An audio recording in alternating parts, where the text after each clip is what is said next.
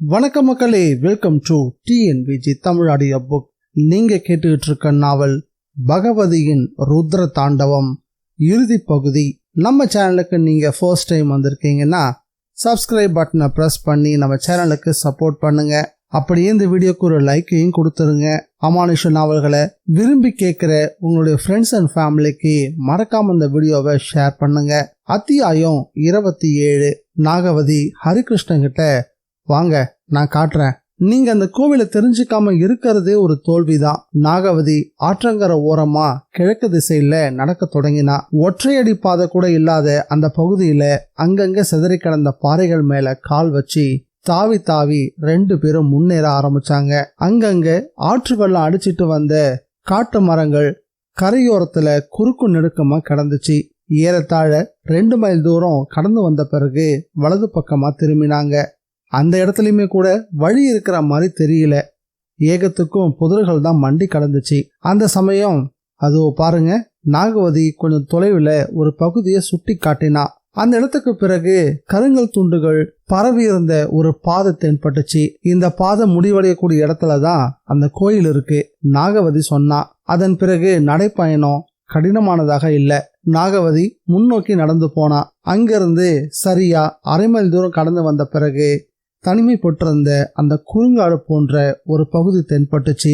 அந்த பகுதி முழுசும் இருள் அடைஞ்சு போயிருந்தது. அதோ தெரியுது பாருங்க, அதுதான் நான் குறிப்பிட்ட இடம். நாகவதி சுட்டி காட்டின இடத்த ஹரிகிருஷ்ண கூர்ந்து கவனிச்சான். அதுவாதான் இருக்கும்னு நானும் யூகிச்சேன் அப்படின்னு சொல்லியபடியே ஹரி மேலும் முன்னோக்கி நடந்து போனா.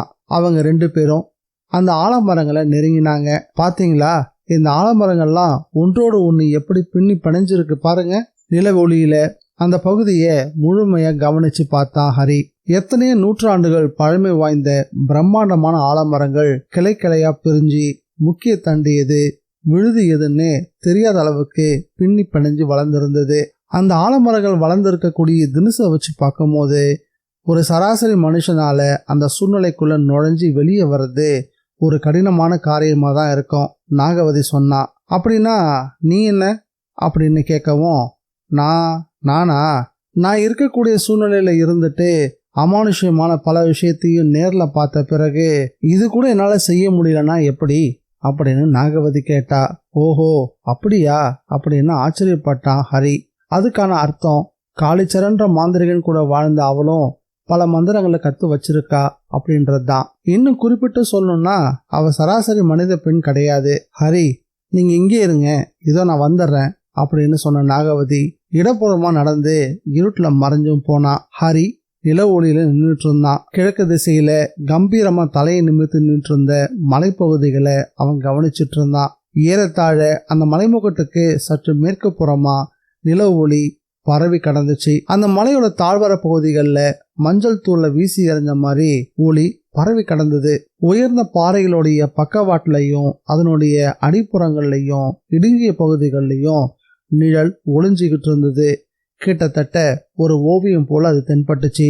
நில ஒளியும் நிழலும் கலந்து தென்பட்ட அந்த காட்சி பார்க்கறதுக்கு ரொம்ப அழகா இருந்துச்சு. அமைதியான யாருமே இல்லாத அந்த பகுதியில எங்கிருந்தோ இரவு பறவை ஒன்று குரல் எழுப்ப ஆரம்பிச்சது. இருட்டுல 4-5 காலடிகள் எடுத்து வச்ச நாகவதி அவளுடைய யதார்த்தமான பாம்பு வடிவத்துக்கு மாறினா. ஆலமரத்துக்கு மேல ஊர்ந்து உட்புறமா நுழைஞ்சா. வேர்களின் ஊடா அவ சரசரன்னு முன்னேறவும் ஆரம்பிச்சா. போகக்கூடிய வழியெல்லாம் ஹரிகிருஷ்ண இந்த பாதைகள்ல நடந்து வர முடியுமா அப்படின்றத உன்னிப்பா கவனிக்கவும் செஞ்சா. அப்படிப்பட்ட ஒரு வழியை கண்டுபிடிக்கிறதுதான் அவளுடைய லட்சியமாக இருந்துச்சு. நாகவதி பாம்பா மாறினப்போ அவ வாயிலிருந்து நாகமாணிக்கம் ஒளிர தொடங்குச்சு. அந்த வெளிச்சத்துல தான் அவ முன்னேறி போய்கிட்டு இருந்தா.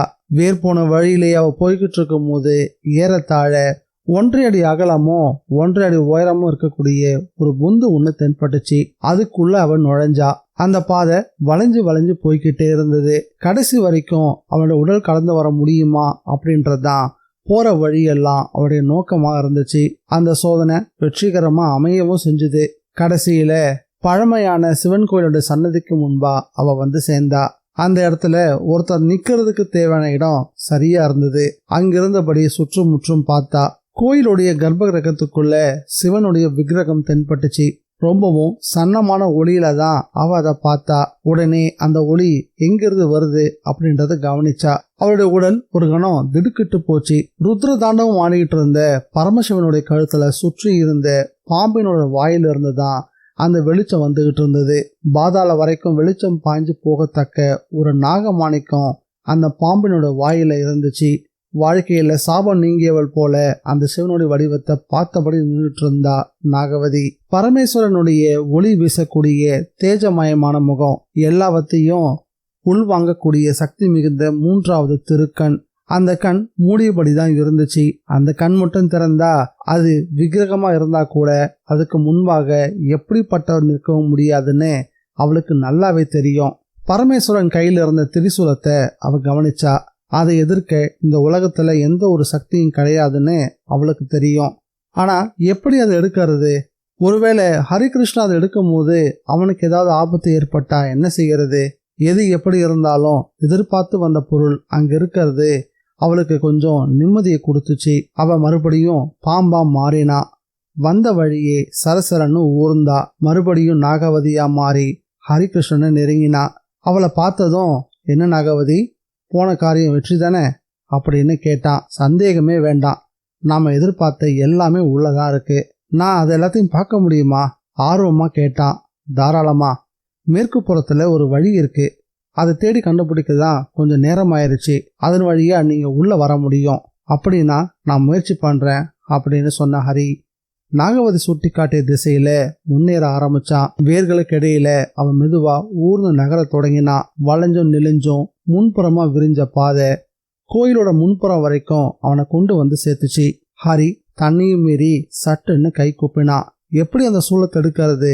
ஹரி நாகவதி கிட்ட கேட்டான். அப்போ கருவறைக்கு முன்பு இருந்த கிளி ஒண்ணு குரல் கொடுத்துச்சு. அதுக்கான பொருள் ஹரிக்கு விளங்கல. உடனே நாகவதி கிட்ட அதுக்கு என்ன அர்த்தம் அப்படின்னு கேட்டான். வாங்க போகலாம். வந்த வழியே திரும்பினாங்க. ஆமா, கிளி என்ன சொல்லுச்சு? என்னாச்சு நாகவதி அப்படின்னு ரொம்ப ஆர்வமா கேட்டான். அந்த விக்கிரகத்திலிருந்து விரல் தானா நிகழ்ந்தால் ஒழிய நாம சூலாயுதத்தை கையில் எடுக்க முடியாது அப்படின்னு நாகவதி சொன்னவும், என்னது அப்படின்னு ஹரி திக்பிரம பிடிச்சவ மாதிரி அப்படியே அசைவில்லாம நின்னுட்டான். அத்தியாயம் 28. கர்ப்ப கிரகத்துக்குள்ள அந்த கிளி என்ன சொல்லி எச்சரிக்கை செஞ்சதோ நாகவதி அதை அப்படியே ஹரிகிருஷ்ணன் கிட்ட சொன்னான். அதாவது அந்த சிலையில எழுஞ்சுக்கிட்டு இருக்கக்கூடிய பாம்பு நம்ம தொட்டோம்னா அதிகமா நமக்கு தொல்லை கொடுத்துரும்.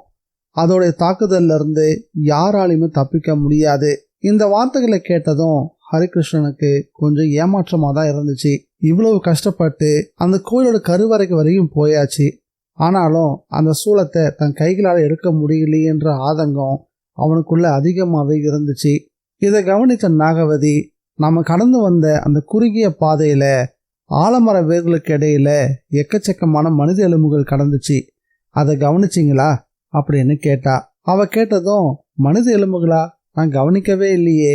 அந்த கிளி மட்டும் நம்மளை எச்சரிக்கை பண்ணாம போயிருந்தா நமக்கும் அதே நிலைமை தான் ஏற்பட்டிருக்கும். நாகவதி என்ன சொல்லி ஆறுதல் படுத்தினாலும் அந்த திரிசூலத்தை பேசாம பார்க்காமலே இருந்திருக்கலாம் அப்படின்னு கூட ஹரிகிருஷ்ண மனசுல தோணதான் செஞ்சது. அந்த தவிப்போடவே, இந்த நிலையில நம்ம வேற என்னதான் செய்யறது அப்படின்னு கேட்டான் ஹரி. ஏதாவது ஒரு மாற்று வழி இருக்கதான் செய்யும், இல்லாம போகாது. நான் என்னன்னு முயற்சி பண்ணி பார்க்கறேன் நாகவதி மேலும் அவனுக்கு ஆறுதல் சொன்னான். அங்கிருந்து புறப்பட்டவங்க நேரா ஹரியோட இருப்பிடத்துக்கு வந்து சேர்ந்தாங்க. நாகவதி, நீயும் இங்க வந்து சேர்ந்துட்ட. உன்னை காணாம இந்நேரம் அவர் தேட மாட்டாரா? ஹரி அவகிட்ட கேட்டான். கண்டிப்பா தேடுவாரு. தேடுனா தேடட்டுமே, எனக்கு இதை தவிர வேற வழியும் இல்லை. இவ்வளவு தூரத்துக்கு நிலைமை வந்த பிறகு உங்களுக்கு உதவுறது அப்படின்னு நான் முடிவு பண்ணிட்டேன். அவளுடைய குரல்ல ஒரு உறுதி தெரிஞ்சுது. அவளுடைய வார்த்தைகளை கேட்டதும் ஹரிக்கு ஏமாற்றம் பஞ்சா பறந்து போச்சு. அவனுக்குள்ள புதுசா ஒரு உற்சாகமும் பிறக்க ஆரம்பிச்சுது. சரி, நீங்க படுத்து ஓய்விடுங்க, உங்களுக்கு ஓய்வு தேவை. மிச்சத்தை நம்ம காலையில பார்த்துக்கலாம் நாகவதி சொன்னான். ஆலமரத்தோட வேர்களுக்கு இடையில உடலை குறுக்கி பயணம் பண்ணதால அவனுக்கு ரொம்பவே களைப்பாதான் இருந்துச்சு. உடம்பெல்லாம் வலிக்கவும் செஞ்சது. அவன் கட்டில்ல பாய் விரிச்சு அப்படியே படுத்தான். அதே நேரம் ரொம்ப நேரமாவே நாகவதி காணாமல் போகவும் காளிச்சரனுக்கு முதல் தடவையா அவன் மேல சந்தேகம் தோண ஆரம்பிச்சுது. கருப்பசாமியும் அதை பத்தி தான் யோசிச்சுக்கிட்டு இருந்தாரு. நாகவதி இன்னும் திரும்பி வராமல் இருக்கிறது எனக்கு சரியா படலையே. இதுல ஏதோ ஒரு சிக்கல் இருக்க மாதிரி தெரியுதே. ஒருவேளை அவ அங்க போயிருப்பாளோ? காளிச்சரண் கேட்டாரு. எங்க அப்படின்னு கருப்பசாமி எதிர்கேள்வி கேட்டாரு. அந்த சிவன் கோயிலுக்கு. அது மட்டும் இல்லாம அவ அங்க போய் ஏதாவது செஞ்சு வச்சிருக்க போறான். எனக்கும் அப்படிதான் தோணுது. இன்னும் நாகவதி திரும்பி வரவே இல்லை. நேரம் மதியம் வேற ஆயிடுச்சு. உங்களுடைய சந்தேகங்கள் ஒருவேளை உண்மையா இருக்கலாம். நாம அங்க போய் பார்த்துட்டு வந்தா என்ன? கருப்பசாமி கோயிலை பார்க்கறதுலயே குறியா இருந்தாரு. அந்த கோயிலை பத்தி கேள்விப்பட்டதுல இருந்து அதை எப்படியும் பார்த்துடணும் அப்படின்னு துடியா துடிச்சிட்டு இருந்தவரு கருப்பசாமி தான். கருப்பசாமியோட மனசுல மற்ற எல்லாமும் விட தாண்டவம் ஆடக்கூடிய சிவனோட கையில் இருக்கக்கூடிய திரிசூலம் தான் அவருடைய முக்கிய குறிக்கோளா இருந்துச்சு. அதோட அவர் மனசுல இன்னொரு எண்ணமும் சேர்ந்துக்குச்சு. கோயில் அடைஞ்ச பிறகு செய்ய வேண்டியது என்ன? முதல்ல சிவன் கோயிலுக்கு போய் காளிச்சரனை விட்டு திரிசூலத்தை எடுக்க வைக்கணும். அதன் பிறகு காளிச்சரனுடைய கதையை அங்கேயே முடிக்கணும். அப்படி செஞ்சாதான் அதிக சிரமம் இல்லாம தன்னுடைய லட்சியத்தை தான் அடைய முடியும் அப்படின்னு அவர் நினைச்சாரு. அப்படின்னா நம்ம மேலும் தாமதம் செய்ய தேவையில்லை. எவ்வளோ சீக்கிரம் முடியுமோ அவ்வளோ சீக்கிரம் அங்கே போறதும் நல்லது. கருப்பசாமி காளிச்சரனை தூண்டி விட்டாரு. சரி, அப்படியே செஞ்சிடலாம் அப்படின்னு சொன்ன காளிச்சரன் புறப்பட தயாரானாரு. கையில ஒரு பெரிய அறிவாளையும் எடுத்துக்கிட்டாரு. இது எதுக்கு நமக்கு தேவைப்படும்? எதுக்கும் இருக்கட்டும். அவங்க அங்கிருந்து வெளியேறினாங்க. ஆற்றங்கரையை அடைஞ்சி கிழக்கு திசையில திரும்பினாங்க. பகல் நேரமா இருந்ததால அந்த பாதையில நடக்கிறது இரவுல நடக்கிற மாதிரி அவ்வளவு கடினமாலாம் இல்லை. வெகு தூரம் வந்த பிறகு அவங்க மலைச்சரிவுல ஆலமரங்கள் கூட்டமா வளர்ந்துருக்கிறத கவனிச்சாங்க. பகல் நேரத்துலயுமே கூட அந்த பகுதி கொஞ்சம் இருண்டுதான் போயிருந்தது. அதோ தெரியுது பாருங்க, அதுதான் அப்படின்னு காளிச்சரண் சுட்டி காட்டினாரு. கல் பரவிய தரையில அவங்க நடக்க ஆரம்பிச்சாங்க. ஆலமர கூட்டத்தையும் நெருங்கினாங்க. இந்த மரங்களுக்குள்ள புகுந்து செல்லக்கூடிய வழியை முதல்ல நம்ம கண்டுபிடிச்சாகணும். காளிச்சரண் கருப்பசாமி கிட்ட சொன்னாரு. இருந்தாலும் அதுக்காக காத்திருக்காம ஆலமரத்தினுடைய வெள்ளிய விழுதுகள் எல்லாத்தையும் அறிவாளால வெட்ட தொடங்கினாரு. 2-3 துண்டுகளை வெட்டி போட்டப்போ ஏதோ ஒன்று உடஞ்சு நொறுங்குற மாதிரி ஒரு சத்தம் கேட்டுச்சு. காளிச்சரண் சட்டுன்னு விலகி நின்னாரு. அப்போ பொத்துன்னு ஏதோ ஒன்று தரையில வந்து விழுந்துச்சு. அதை கவனிச்சு பார்த்ததும் கருப்பசாமி அலறவும் செஞ்சாரு. ஏன்னா அது ஒரு மனித எலும்புக்கூடு. காளிச்சரண் வெட்டுறதுல இருந்து பின் வாங்கினாரு. இப்படி ஒரு பொருளை அவர் கொஞ்சமும் எதிர்பார்க்கலன்னு தெளிவா தெரிஞ்சுது. ஆழம் விழுதுக்கு மத்தியில எப்படி மனித எலும்புக்கூடு வந்திருக்கும்? கருப்பசாமி கேட்டாரு. இந்த மேற்புற வேர்கள் வளர்றதுக்கு முன்னாடி பெரிய விழுது உள்ள சாஞ்சு உக்காந்தபடி ஒரு மனுஷன் இறந்து போயிருக்கலாம். காளிச்சரண் ஒரு பதில சொன்னாரு. இந்த நிலைமை நமக்கு ஏற்படாதுன்னு சொல்ல முடியுமா என்ன? இப்படியெல்லாம் யோசனை பண்ணோம்னா நாம ஒருபோதும் கோயிலுக்குள்ள நுழைய முடியாது. காளிச்சரண் தைரியத்தோட பேசினாரு. கொஞ்சம் பொறுங்க, நான் ஒரு வித்தை செஞ்சு பார்க்கறேன். கருப்பசாமி கையால சைகை செஞ்சு கழுக வரவழைச்சாரு. கருடா, நீ கிளம்பி போய் நாங்க உட்புறம் போறதுக்கு ஏதாவது வழி இருக்குதான்னு தெளிவா பார்த்துட்டு வா அப்படின்னு சொல்லி கட்டளையிட்டாரு. கழுகு ஒரு முறை ஆலமரத்தை சுற்றி வட்டம் அடிச்சது. பிறகு மேலெழும்பி பறந்துச்சு. கடைசியில அது ஒரு குகையோட வாய் போன்ற வேர்களின் இடைவெளி வழியா உள் நுழைஞ்சது. கவனமா சுற்றுமுற்றும் பார்த்தபடி நிதானமா கோயிலோட வாசலை அடைஞ்சது. உட்புறம் வந்த பிறகு கருவறைக்குள்ள எட்டி பார்த்துச்சு. அங்க தாண்டவம் ஆடக்கூடிய சிவனுடைய விக்கிரகம், கையில திரிசூலம், கழுத்துலையும் புஜங்கள்லையும் நெளியும் உயிரோடு இருக்கக்கூடிய பாம்புகள். கழுத்துல கிடந்த நாகம் தலைய உயர்த்தி கழுக ஒரு தடவை முறைச்சு பார்த்துச்சு. பிறகு படம் விரிச்சபடி நின்னுச்சு. தரையில ஊர்ந்து வந்த சின்ன நாகம் ஒண்ணு கழுகுடைய காலை சுற்றுச்சு. கழுகு அதை காலால கவ்வியபடி வந்த வழியே திரும்பிச்சு. கருப்பசாமிக்கு முன்பா அந்த கழுகு அந்த நாகத்தை தரையில போட்டுச்சு. கீழே விழுந்த பாம்பு படம் எடுத்தபடி தலைய உயர்த்து நின்னுச்சு. அதை பார்த்ததும் என்ன இது அப்படின்னு கேட்டாரு கருப்பசாமி. இதே போல அங்க ஏராளமா இருக்கு, கழுகு பதில் சொல்லுச்சு. அப்படின்னா? காளிச்சரண் கேட்டாரு. எத்தனை பாம்புகள் இருந்தாலும் இருந்துட்டு போகட்டுமே. கருட மந்திரம் சொன்னா கருடம் வரும். பாம்புகள் அத்தனையும் தானாவே மறைஞ்சு போக போகுது. கருப்பசாமி நண்பருக்கு தைரியம் கொடுத்தாரு. அப்படின்னா நமக்கு எந்த தடையும் கிடையாது அப்படின்றீங்களா? சரி, உங்க சிஷ்யன் கழுகு கண்டுபிடிச்ச பாதையில நாம உள்ள போக வேண்டியதுதான். 2 பேரும் கழுகு முன்னேறிய பாதையிலேயே தவழ்ந்து செல்ல தொடங்கினாங்க. இதெல்லாம் நீங்க கவனிக்கிறீங்களா? வழி நெடுக்க மண்டையோடுகளும் எலும்புகளும் கிடக்கு. கருப்பசாமி சுட்டி காட்டினாரு. போகக்கூடிய வழியெல்லாம் அது போல ஏராளமா சிதறி கிடந்துச்சு. ரொம்ப பழமையான மண்டையோடுகள் கூட அங்க கடந்தது. சில மண்டையோடுகளுடைய கண் பகுதிக்குள்ள விழுதுகள் இறங்கி மண்டையோடு உடைஞ்சி அதை பூமிக்குள்ள அழுத்தி இருந்தது. ஒருவேளை சராசரி மனுஷங்க யாராவது பார்த்தாங்கன்னா அவங்க பயப்படக்கூடிய காட்சிகள் அது. சூரிய ஒளி வெண்மையான பொட்டுகளா அந்த பகுதியில அங்கங்க சிதறி கடந்துச்சு. இலை, விழுது, கிளைகள் எல்லாம் வடிகட்டி அனுப்பின அந்த சன்னமான வெளிச்சம் அவங்களுக்கு ஓரளவு பாதையை பார்த்து நடக்க உதவுச்சு. கடைசியில ஒரு வழியா 2 பேரும் சிவன் கோயிலுடைய கருவறைக்கு முன்னாடி வந்து நின்னாங்க. அங்கேயும் எலும்புக்கூடுகள் சிதறி கடந்தது. இவங்க எல்லாருமே இந்த சிலையில உள்ள திரிசூலத்தை தான் தேடி வந்திருக்காங்க. காளிச்சரண் பார்த்ததும் சொன்னாரு. அப்படின்னா என்ன அர்த்தம்? கருப்பசாமி சந்தேகத்தோட இழுத்தாரு. இந்த திரிசூலத்துக்கு அதீத சக்தி இருக்குன்னு அர்த்தம். ஒரு தடவை தட்சிண யாகத்தை சின்னாபண்ணப்படுத்தி திரும்பி வந்தது இந்த திரிசூலம் தான். காளிச்சரண் விவரிச்சாரு. இது மட்டும் நம்ம கைக்கு வந்துட்டா நம்மளை யாராலுமே நெருங்க முடியாது. எப்படியும் இதை கைப்பற்றியே தீரணும். அதோட நம்மளுடைய எதிரிகளை ஒட்டுமொத்தமா அழிச்சிடவும் முடியும். கருப்பசாமி காளிச்சரனுக்கு தெரியாம அவரை பார்த்தபடியே மனசுக்குள்ள மருகினாரு. இவங்க எப்படி இறந்திருப்பாங்க உங்களுக்கு தெரியுதா பாருங்க. மண்டை ஓட்ட கையில் எடுத்தபடி காளிச்சரன் கேட்டாரு. அதுதான் தெளிவா தெரியுதே. ஒவ்வொரு மண்டையோடும் நீல நிறமா இருக்கு. அதுவே கதையை சொல்லிக்கிட்டு இருக்கே. இந்த விக்கிரகத்தினுடைய கழுத்துல இருக்கக்கூடிய கருநாகத்தோடைய விஷம்தான் இதுக்கெல்லாம் காரணம். கருப்பசாமி பேசும்போது காளிச்சரனுடைய உடல் ஒரு முறை சிலிர்த்துச்சு. அந்த கணம் அவர் திடுக்கிட்டாரு. பயப்படாதீங்க, நாம அதுக்கு ஒரு வழி செய்யலாம். நான் கருட மந்திரத்தை ஜெபிக்க ஆரம்பிக்கிறேன். கருப்பசாமி தைரியம் கொடுத்தாரு. சொன்னதோடு மட்டும் இல்லாம கருவறைக்கு முன்பா சம்மணம் விட்டு உட்கார்ந்தாரு. பிறகு இடுப்பில் இருந்த செப்பு தகடு ஒன்றை எடுத்து கருட மந்திரத்தை அதுல எழுத தொடங்கினாரு. பஞ்சகோணம், அஷ்டதலம், 2 வட்டம், பூரூபம் எல்லாத்தையும் முதல்ல வரைஞ்சாரு. அதன் பிறகு நடுவுல பிரணவமும் சதாநாமமும் பஞ்சமூலங்கள்ல அப்படின்னு தேவையான ஒவ்வொன்றையும் எழுதி கடைசியில கருட மந்திரத்தை எழுதியும் முடிச்சாரு. தகட்டை பூர்த்தி செஞ்சு அதை கையில ஏந்தியபடி சிலையை நெருங்கி திரிசூலத்தை எடுத்தோம்னா அதன் பிறகு எப்படிப்பட்ட நாகமும் நம்மளை எதுவும் செய்ய முடியாது. இது கருப்பசாமிக்கு மனசுல தோணுன விஷயம். அசைக்க முடியாத நம்பிக்கையா தான் இருந்துச்சு. ஆனா அங்க நடந்தது வேற. அத்தியாயம் 29. கருப்பசாமி கருட மந்திரத்தை எழுதி முடிச்சாரு. தகட்டுல ரூபம் போக மீதமுள்ள இடங்கள்ல மந்திரத்தை எழுதினாரு. ரொம்பவும் சக்தி வாய்ந்த இந்த மந்திரத்தினோட மகிமை கருப்பசாமிக்கு நல்லாவே தெரியும். இந்த மந்திரம் எழுதின தகடு எங்க இருந்தாலும் சரி, பாம்புகள் அதுக்கு பக்கத்திலேயே வராது. இத உடம்புல அணிஞ்சுக்கிட்டா போதும், பாம்பு அவங்கள தீண்டாது. காரணம், இது கருடனை பிரதிபடுத்தக்கூடிய மகா மந்திரம். இந்த மந்திரத்தை பயன்படுத்துறவங்கள கருடன் ஒருபோதும் கைவிட மாட்டாரு.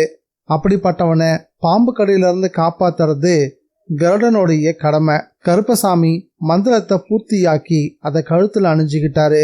அப்போ அங்க ஒரு அதிசயமான சம்பவம் நடந்துச்சு. நாகங்கள் ஒவ்வொன்றா ஊர்ந்து அங்கிருந்து மறைய ஆரம்பிச்சது. அதாவது அவைகள்லாம் ஊர்ந்து ஆலமர வேர்கள் ஊடா அங்கிருந்து வெளியேறி கண்ணை விட்டே மறைஞ்சது. அந்த காட்சியை மாந்திரிகர்களான 2 பேருமே கவனிச்சாங்க. விக்கிரகத்தின் மீது இருந்த நாகங்களும் அங்கிருந்து வெளியேறின பிறகு கருப்பசாமி மெதுவாய் எழுந்து கருவறை வாசல்ல கால் வச்சாரு. 5 படிகளை தாண்டி 6வது படியில கால் எடுத்து வச்சப்போ கருப்பசாமிக்கு ஏதோ சந்தேகம் ஏற்பட்டுச்சு. பாம்புகள் வெளியேறின பிறகு கருவறையோட உட்புறம் வெளிச்சமே இல்லாம இருட்டா இருந்துச்சு. ஏதோ ஒரு சப்தம், அதுவும் நெறிப்படக்கூடிய சப்தம். விளக்க பத்த வச்சு பார்க்க வேண்டியதுதான். கருப்பசாமி தீர்மானிச்சாரு. உடனே, நண்பரே, நில விளக்கு கொளுத்தி என் கையில கொடுங்க அப்படின்னு கருப்பசாமி காளிச்சரண் கிட்ட கேட்டாரு. காளிச்சரண் தோல் பையிலிருந்து தீப்பெட்டி எடுத்து விளக்கை ஏற்றினாரு. கருப்பசாமி விளக்கோட கருவறைக்குள்ள நுழைய முயற்சி பண்ணாரு. இப்போ அந்த சத்தம் வலுவா கேட்டுச்சு. கருப்பசாமி விளக்கு ஒளியில சத்தம் வரக்கூடிய பகுதியை பார்த்தாரு. புகைப்படம் மாதிரி தெளிவே இல்லாம தோன்றிய அந்த சூலத்தோட ஒரு கை மேற்புறமா உயர்ந்துச்சு. கருப்பசாமி அதை பார்த்ததும் திடுக்கிட்டு போயிட்டாரு. இன்னும் ஒரே ஒரு வினாடி தாமதம் பண்ணியிருந்தாலும் அந்த சூலம் தன்னோட கழுத்து பகுதியில பாஞ்சிருக்கும். நல்ல வெளிய கருப்பசாமி பின்பக்கமா வேகமா நகர்ந்து வந்தாரு. இதை கவனிச்ச காளிச்சரன் ஏன் என்னாச்சு அப்படின்னு புரியாதவரா கேட்டாரு. மேற்கொண்டும் எனக்கு இன்னும் சிக்கல் இருக்கிற மாதிரி தோணுது, யோசிக்கணும். கருப்பசாமி மிரண்டு போனவரா பேசினாரு. என்ன செய்யணும்னு சொல்லுங்க, சீக்கிரம் சொல்லுங்க. காளிச்சரன் வற்புறுத்த ஆரம்பிச்சாரு. முதல்ல நம்ம இங்கிருந்து வெளியேறி ஆகணும், அப்புறம்தான் மற்ற விஷயத்த பத்தி யோசிக்க முடியும். கருப்பசாமி பேசியபடி வெளியே போகக்கூடிய வழியில நடக்க தொடங்கினாரு. அவருடைய செயல்கள் காளிச்சரனுக்கு அவ்வளவா பிடிக்கலன்னு தான் தோணுச்சு. எவ்வளவு கஷ்டப்பட்டு இந்த இடத்துக்கு வந்திருக்கோம், இங்க வந்த பிறகு ஏதேதோ காரணங்களை சொல்லிட்டு வெறுங்கையோட திரும்பி போறது பெரிய ஏமாற்றமான விஷயமா இருக்கே. ஆனா அந்த சூழ்நிலையில கருப்பசாமி ஏன் இப்படி நடந்துக்கிறாரு? யோசிச்சபடி அவரை பின்தொடர்றதை தவிர வேற வழி இல்லைன்னு அவருக்குள்ள தோணுச்சு. ஏன்னா கருப்பசாமி வெளியேறின பிறகு மாயமா மறைஞ்ச நாகங்கள் உடனே திரும்பி வர்றதுக்கான வாய்ப்புகள் இருக்கு. அதனால கருப்பசாமிய பின்தொடர்ந்து போறதுதான் நல்லதுன்னு முடிவு பண்ணாரு. 2 பேருமே ஒரு விதமா அந்த ஆலமர கூட்டத்துக்குள்ள இருந்து வெளியே வந்தாங்க. வெளியே வந்ததுமே நம்ம திடீர்னு பின்வாங்க வேண்டிய காரணம் என்னதான் வந்துச்சு? காளீஸ்வரன் விசாரிக்க ஆரம்பிச்சாரு. அதுக்கு கருப்பசாமி, இங்குள்ள மூர்த்தியோட வல்லமைய நம்ம குறைவா மதிப்பிடக்கூடாது, அவரு ரொம்பவே உக்கிரமானவரா இருக்காரு. இதுக்கு மேற்புறமா பறவைகள் கூட பறக்கிறது இல்ல. நான் விக்கிரகத்தை நெருங்கும் போது சூலத்தோட ஒரு கை மேற்புறமா உயர்ந்ததை பார்த்தேன். கருப்பசாமி கனவுல பேசுற மாதிரி பேசினாரு. இதை கேட்டதும் காளிச்சரன், உண்மையாவ சொல்றீங்க அப்படின்னு மிகுந்த ஆர்வத்தோட கேட்டாரு. ஆமா, அதனாலதான் முதல்ல அதுக்கான பரிகாரம் என்னன்றத நம்ம கண்டுபிடிச்சாகணும். அப்பதான் அந்த சூழல் நமக்கு சொந்தமாகும். அதுக்குள்ள ஒருவேளை அவங்க முந்திக்கிட்டா என்ன செய்யறது? காளிச்சரன் சந்தேகத்தை எழுப்பினாரு. தற்காலிகமா அவளை அவன் கிட்ட இருந்து பிரிக்கணும், இல்லனா அந்த நாகவதி நிச்சயம் அவனுக்கு உதவி செய்வா. அதுல நமக்கு எந்த விதமான சந்தேகமும் வேண்டாம். கருப்பசாமி தன்னுடைய கருத்தை தெரிவிச்சாரு. அது சுலபமான காரியமா எனக்கு தோணல. உங்களுடைய கருட மந்திரத்துக்கு முன்னாடி அவளால எதுவும் செய்ய முடியாதுன்னு நான் நினைக்கிறேன். அதனால இங்கே எங்காவது அதை ஸ்தாபிதம் செஞ்சா நல்லா இருக்கும்னு தோணுச்சு. ஏன், அவளும் நாகமா என்ன? ஆமா, அவளும் நாக கன்னிகை தான். அவளுக்கு என்னோட தேவைகளுக்காக நான் அப்படி வடிவத்தை கொடுத்துருக்கேன். அழகான இளம்பெண் ஒருத்தரோட உடம்புல அவளை ஏவி விட்டுருக்கேன். இந்த வார்த்தைகளை கேட்டதும் கருப்பசாமி தன் கையில இருந்த கருட மந்திர தகட்டை எடுத்து தான் வந்த அந்த வழியோட ஆரம்பத்திலேயே சட்டுன்னு கண்ணுக்கே புலப்படாத ஒரு இடத்துல மறைச்சும் வச்சாரு. காளிச்சரனுடைய இருப்பிடத்துக்கு வந்து சேர்ந்தாங்க 2 பேரும். அடுத்ததா அவங்க மேற்கொள்ள வேண்டிய அடுத்த கட்ட நடவடிக்கைகள்லையும் இறங்க தயாரானாங்க. முதல்ல நம்ம செய்ய வேண்டியது என்னன்னா, அந்த கோவில் உள்ள மூர்த்தியோட உக்கிரத்தை முதல்ல குறைச்சாகணும். கருப்பசாமி மந்திரிக்கிற மாதிரியே பேசினாரு. அப்படி செய்ய முடியுமா என்ன? சந்தேகத்தோட கேட்டாரு காளிச்சரன். இந்த உக்கிர மூர்த்தியை கையால சாட்சாத் பரமேஸ்வரியான பார்வதியால மட்டும்தான் முடியும், வேற யாராலும் அப்படி செய்யவே முடியாது. அதனால நம்ம அபச்சாரமான ஏதாவது ஒரு பொருளால அந்த விக்கிரகத்துக்கு முன்னாடி பலி கொடுத்தோம்னா ஒருவேளை அந்த விக்கிரகத்தினுடைய சக்தி குறையலாம். நீங்க இப்ப சொல்றதுதான் நல்ல திட்டம். ஆனா அப்படிப்பட்ட ஒண்ணு நாம எங்க தேடி கண்டுபிடிக்கிறது? கருப்பசாமி யோசனையில ஆழ்ந்தாரு. அபச்சாரமான பொருள் எங்கிறது நமக்கு கிடைக்கும்? கடைசியில கருப்பசாமியே அதுக்கான வழியையும் கண்டுபிடிச்சாரு. அதாவது திருவிக்ரம குரூப் கிட்ட விசாரிச்சோம்னா வழி தவறிய பெண் யாராவது கிடைக்க மாட்டாங்களா என்ன? அதனால அந்த விஷயத்தை தானே பாத்துக்கிறதா சொல்லிட்டு அங்கிருந்து கிளம்பினாரு. அன்னைக்கு மாலை நேரத்துல கருப்பசாமி திருவிக்ரமனுக்கு ஆள் அனுப்பி வரவழைச்சாரு. பூஜை சடங்குகளுக்கு உதவுற மாதிரி ஒரு பெண் வேணும் அப்படின்னும், முடிஞ்ச அளவுக்கு அந்த பெண் வழிக்கு விழுந்த ஒருத்தியா அல்லது விபச்சாரம் பண்ணக்கூடியவளா இருந்தா நல்லது அப்படின்னு அவர்கிட்ட தெரிவிச்சாரு. நீங்க சொல்றது எனக்கு விளங்கல, பூஜைக்கு உதவுறதுக்கு சுத்தமான பெண் தான் தேவைப்படும், ஆனா நீங்க என்ன மாறா கேக்குறீங்க அப்படின்னு விக்ரம குரூப் எதிர்கேள்வி கேட்டாரு. சில பூஜைகளுக்கு இப்படிப்பட்ட பெண்கள் தான் தேவைப்படுறாங்க. கருப்பசாமி அதுக்கான விளக்கத்தை கொடுத்தாரு. அப்படின்னா இன்னைக்கு இரவு அப்படிப்பட்ட ஒருத்தையும் உங்ககிட்ட நான் அனுப்பி வைக்கிறேன். திருவிக்ரமன் அந்த பொறுப்பை ஏத்துக்கிட்டாரு.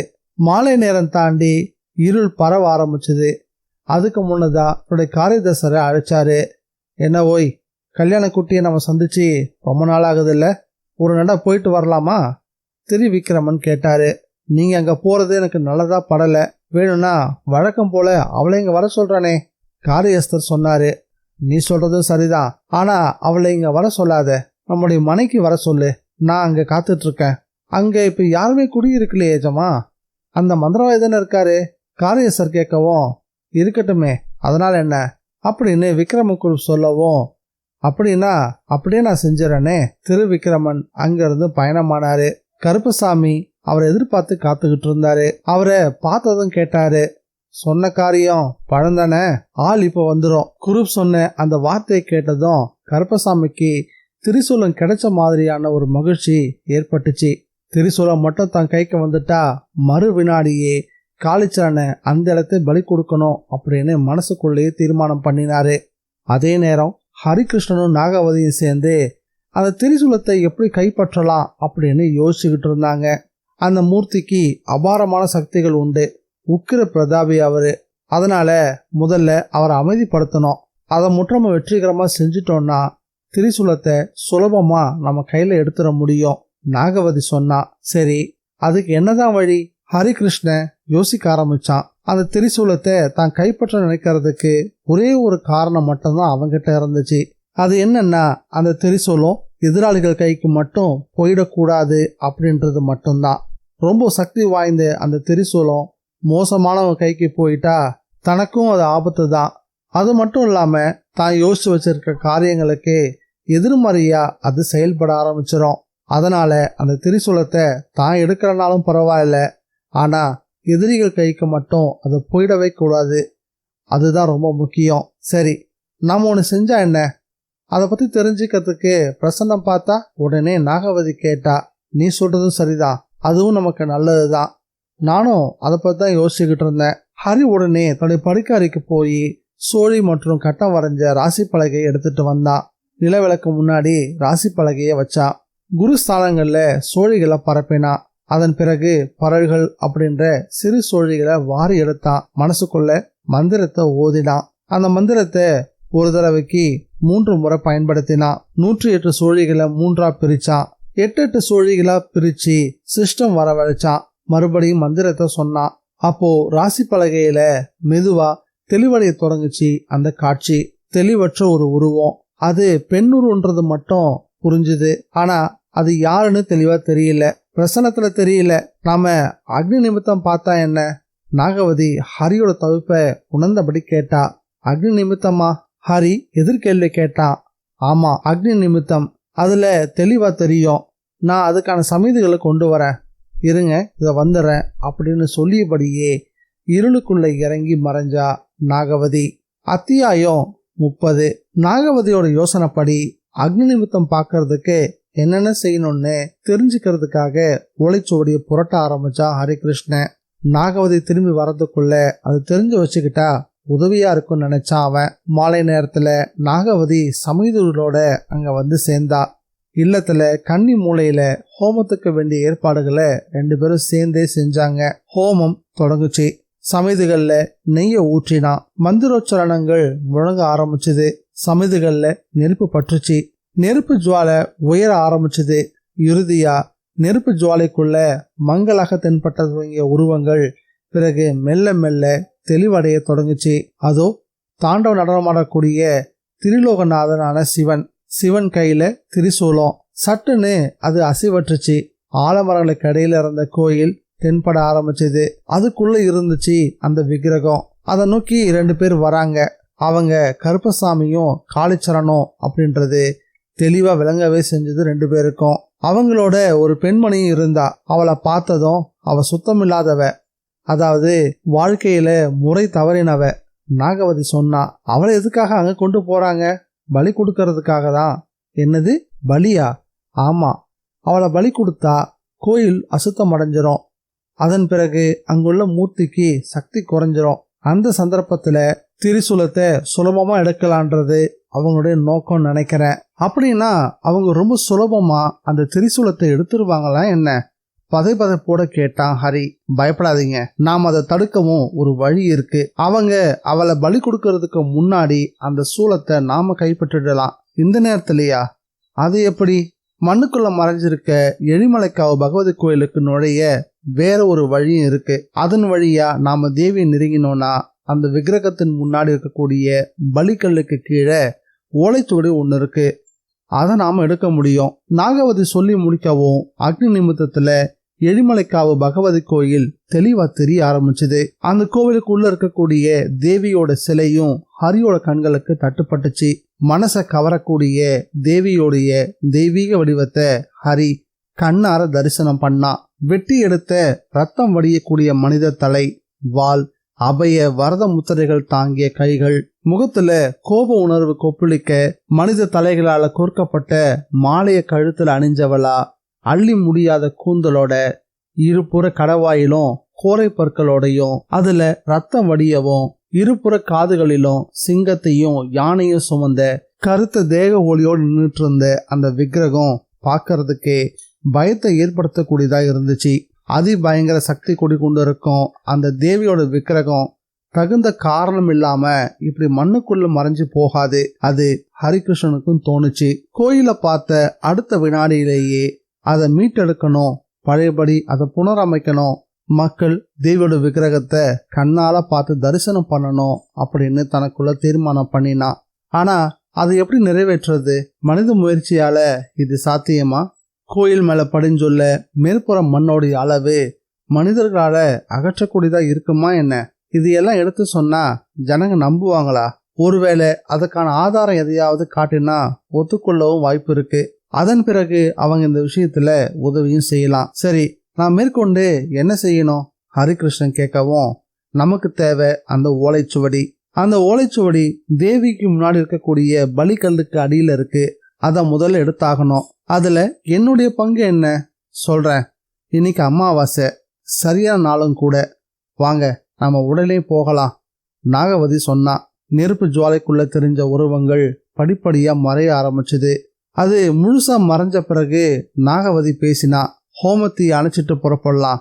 யாராவது இதை பார்க்க நேர்ந்தா நாம அக்னி நிமித்தம் பார்த்தத அவங்க தெரிஞ்சுப்பாங்க. அதன் பிறகு அவங்களும் இதை பரிசோதனை பண்ணி பார்ப்பாங்க. நாகவதி எச்சரிக்கை பண்ணினா. அவ சொன்னபடியே முறைப்படி ஹோம குண்டத்தை அணைச்சிட்டு ஹரி நாகவதியோட அங்கிருந்து புறப்பட்டான். வடக்கு திசையில 2 பேரும் இருட்டுல அவங்களுடைய பயணத்தை தொடங்கினாங்க. ஆகாயத்துல கண் சிமிட்ட நட்சத்திரங்களுடைய அரண்ட வெளிச்சம் அந்த பிராந்தியம் முழுசும் பரவி இருந்தது. தெளிவே இல்லாம இருந்த அந்த ஒற்றையடி பாதையில 2 பேரும் நடந்தாங்க. ரப்பர் தோட்டத்துக்கு அவங்க நுழைஞ்சப்போ கொஞ்சம் தொலைவில் பளபளக்கக்கூடிய ஆலமரத்தினுடைய இளந்தளிர் அவங்களுடைய கண்களுக்கு பட்டுச்சு. பாத்தீங்களா, இந்த அரண்ட வெளிச்சத்துல கூட அந்த இலைகள் எப்படி பளபளப்பா தெரியுது? நாகவதி சுட்டி காட்டி பேசினா. ஆமா, தேவியோட சக்தி அவ்வளவு மகத்தானதுதான். ஹரிகிருஷ்ணன் அதை கவனிச்சபடியே சொன்னான். அதோ தெரியுதே, அந்த மலை அடிவாரத்துக்கு நாம போயாகணும். நாகவதி ஒரு குறிப்பிட்ட இடத்த சுட்டி காட்டினா. நீ காட்டுன அந்த பகுதி ஒரே இருட்டால இருக்கு, எனக்கு எதுவுமே தெரியல.